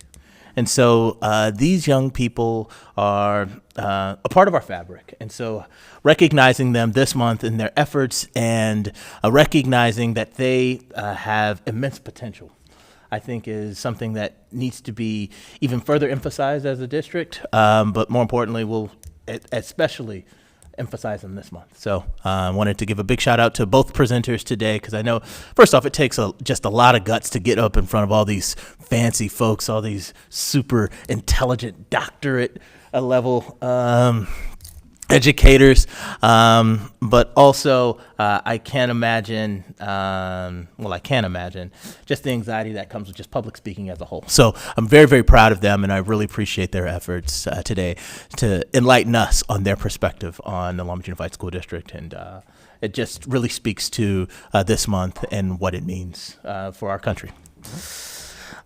Next, I wanted to, I know we approved the acknowledgement of the March 3rd election. If I haven't already, I want to once again just thank all of those who supported the election process, from those who work in the county to those who work the polls. It takes a lot of work to uphold our democracy. And all of those who played a part in that process, I just wanted to thank them for their efforts, as it is part of our opportunity as a U.S. citizen. And so for them to be a part of that and to support those efforts and support that freedom is a big one. So I just wanted to thank anyone who was involved. Last but definitely not least, last board meeting, I planned to be in attendance. I promise you I did. And my new roommate had other plans, as my son was born mid-board meeting. And so I just wanted to thank you all. Yes, and so he is a healthy boy. I wanted to thank you all for your support and your well wishes. My wife, who is amazing. She's literally a superstar. She has been great during this process, and I just wanted to give her a big congratulations for not only being an awesome mom, but bringing an EJ into the world, part 2. And so just really, really proud of her. So I just wanted to send a big thank you to her. And so that's Eddie Jr., because he was born during the Board of Ed meeting. That's what the E stands for. You can change his name. That's fine. Dr. Benitez. This is not part of the generative conversation. Well, but one of the public speakers that Mr. Miller referenced, Chase, gave us our marching orders. He told us, here's what you should be doing, and he gave us props on the grading policy as well. No board report from me tonight, Madam President. Just want to acknowledge and appreciate the discussion that we had earlier today. So thank you, colleagues. Thank you, Mr. Otto.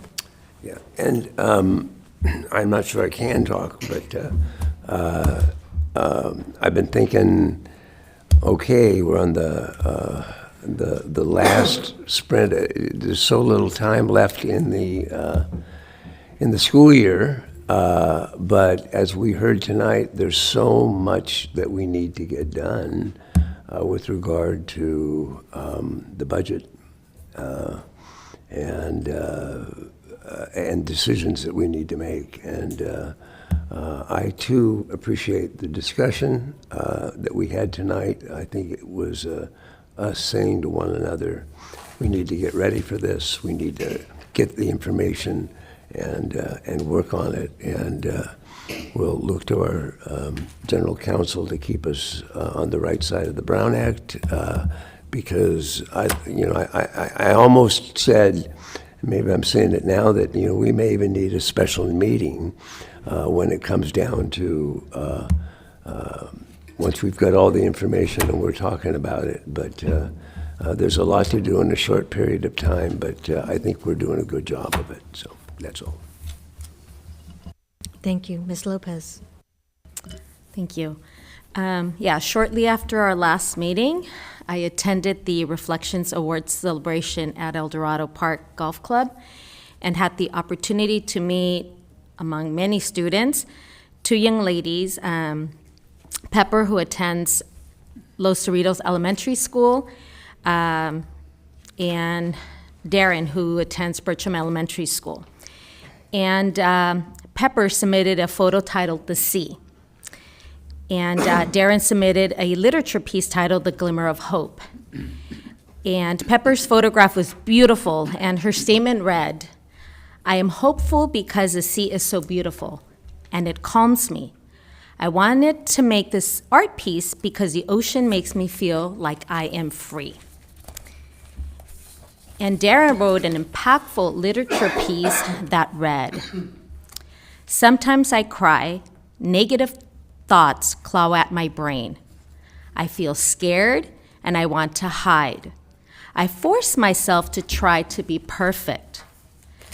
I feel even worse after the failed attempts. I begin to doubt myself. I spiral, making myself sick. I feel like everyone would be better off without me. Until I remember, there is no such a thing as perfect. If people can't accept me for who I am, then they are not true friends.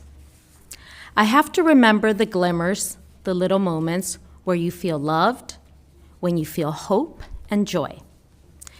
Those positive times that help you make it through the day. I am a star and I am special. I will never give up. I don't need anybody's opinion on who I get to be. I will shine as bright as I want, because all I need is hope. And my hopes, dreams, and goals are the first step. And the light of that hope will lead the way. I want to congratulate both of these students, and of course, all of the students who were recognized that evening. It was a wonderful event. President Craighead was there, and Mr. Moskovich. And I also want to thank the Long Beach Council PTA and parents for making this event possible. Also, this past weekend, I was invited to attend Long Beach's first ever Adaptive Sports Fair at the Long Beach City College. And the fair was aimed at fostering inclusivity and celebrating diversity of all people and of all abilities. And the fair, if any of you attended, was incredible. It featured wheelchair basketball, baseball for the blind, crutch soccer, wheelchair tennis, and just to name a few. I personally participated in boccia and was super impressed with the skill play of one of the athletes with severe MS. My heart and mind were on an emotional overload throughout the entire event. And I was really reminded of how sometimes you have to be blind in order to see. But I am grateful to have participated in such a humbling and impressive athletic event. And that's it. Thank you. Thank you. Let's see. I think I'm going to need my glasses. My eyes are failing tonight. I attended the open house at the Priss Garden, so I just want to thank Mr. Mike Letterello for volunteering his time and talents, and I had a chance to reflect back on what the space looked like when my when my older son was there, and to stand in the garden and now see trees that are mature, and it's been a minute since that garden was a part of the parking lot, and it's just beautiful now. So hopefully other people had a chance to go see it. And thank you for reminding me about the Reflections event. That's the National PTA's art program, and it really really uplifts our students' art expression with photography, literature, dance, film, music.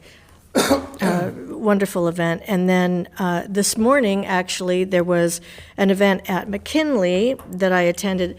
A couple of Grand Prix racers made a visit to McKinley. Let me tell you, the reception that the kids gave these race car drivers as they pulled their cars onto the playground, the sound of those cars being revved up excited the crowd. And I was so impressed with these students because those 4th and 5th graders sat respectfully, nicely, and excitedly during this presentation, and there was an assembly. The kids had a chance to ask questions of the driver, and one of the drivers was Samantha Tan, I think that's her last name, but not only is she a race car driver, she owns her own racing business, and she talked to the kids about the importance of education and how even though she's been a race car driver since she was 16 years old, and she's a whopping 26 now,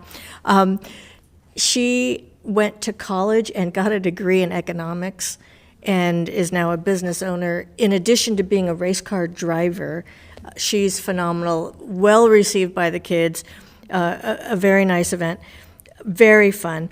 And then also later this morning at the Michelle Obama Library was the inaugural Civics Day event. And so we have about 425 students throughout the district from 4 high schools, Brown and Cabrillo, Millikan, and Renaissance. And they've been participating in this civics project. And so the kids that attended the event this morning were representing their groups from their respective schools, and so they had the trifold science project boards. I don't know what they're called. Poster boards. Poster boards. Thank you. And then they were doing presentations, and some of the subject matter areas and topics were things like the increased violence in schools, increased drug use in schools, that kind of thing. And what they've done is they've taken a look at these things from a civic point of view. They researched, possible causes, and then they were encouraged to take action. So it's all about recognizing your part in the community and then doing something about it. So thank you to all the teachers and everybody who made that possible. And I did come away with one little gem, and it was for these kids to be involved in this civics project, not just leaders for tomorrow, but actually leaders for today. And I thought that was a real good one. Okay, so Dr. Baker. Thank you. A couple of things that are also celebrated this month. This is National Counselors Month, and just want to acknowledge and thank our school counselors for the work that they do across the district. And it is also National Library Week. And so just acknowledging all who work in our libraries, our library teachers, our library media assistants, and just an important connection to our community, in addition to what Axel shared, and then Mr. Miller, what you shared about Autism Awareness and Acceptance Month. And then for the remainder of my report, Mr. Itzen has a wonderful video that features a couple of minutes around our literary society. And once the video ends, Dr. Brown's just going to tell you a little bit about a group of students who are at Harvard University this week as part of a very special opportunity that has come their way based on the work that they're doing as part of our Black Student Achievement Initiative. And we'll close when Dr. Brown is finished. I would describe the Black Literary Society as a program where Black students can learn more about Black history, Black culture, and about our communities through different forms of writing. I would describe it as a collection of Black students who would like to be further educated on their own history, as public school systems don't really teach us what they should be teaching us about ourselves. A lot of the texts that students read in the classroom don't reflect their voices. Not everything that they read in especially their history books reflects the history of African Americans in our culture. It's a very much skewed version of history. So this kind of opens the doors to give them perspective on African American history of education. What I enjoy about stories is that Stories build connection, right? The best gift you can give to anyone is your story. I think that it's really important to realize what people went through in order to receive these opportunities that we just have and take it for granted every single day. I think every week we have Black Literary Society. I learned so much about my students and also about myself and how we connect with each other, but also connect to people from 100 years ago. It's a benefit to students because they're really feeling heard and they're getting to see the other side of their own history.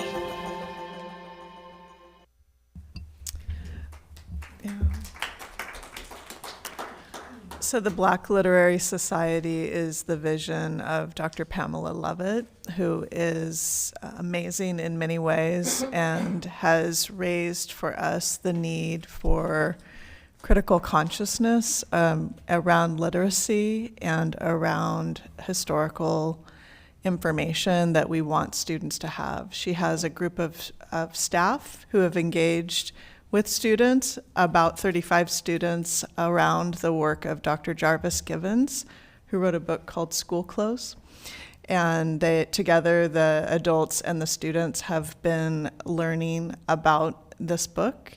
And they are at Harvard this week, several universities, but ultimately at Harvard, engaged in study with Dr. Givens. So one of the things that Dr. Lovett has really brought to our work is the recognition that we don't just want to create experiences for Black youth, but we want Black youth to be prepared and ready to enter into the learning and the experience that they are doing, feeling ready to demonstrate the excellence that we know is in them. So really celebrating the work that they are doing and the experiences that they are having. We've seen some pictures. For some of the students, it was first time on a plane. So there have been some stories shared, and I know that that will continue as they come back and share the experience that they are having. So very grateful to end with that. That's wonderful. And thank you for sharing the video. I think for me, one of the takeaways is that stories build connection. I don't know, that's very meaningful for me.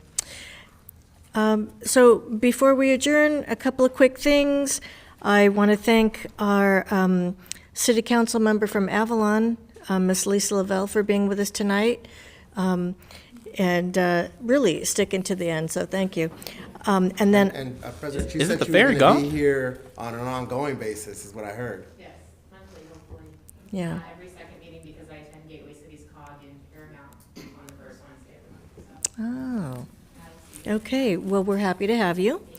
And then also, I wanted to mention that Janice Hahn has proclaimed April 17th as Cambodian Genocide Remembrance Day for the County of Los Angeles.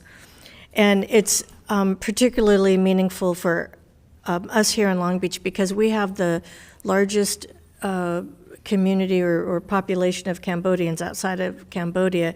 And so I think that for us to be able to have a day of remembrance for the genocide means a lot, not just to our Cambodian community, but really for the rest of us too. We can better appreciate our own democracy and our own freedoms, and to realize how delicate that is, how fragile that can be.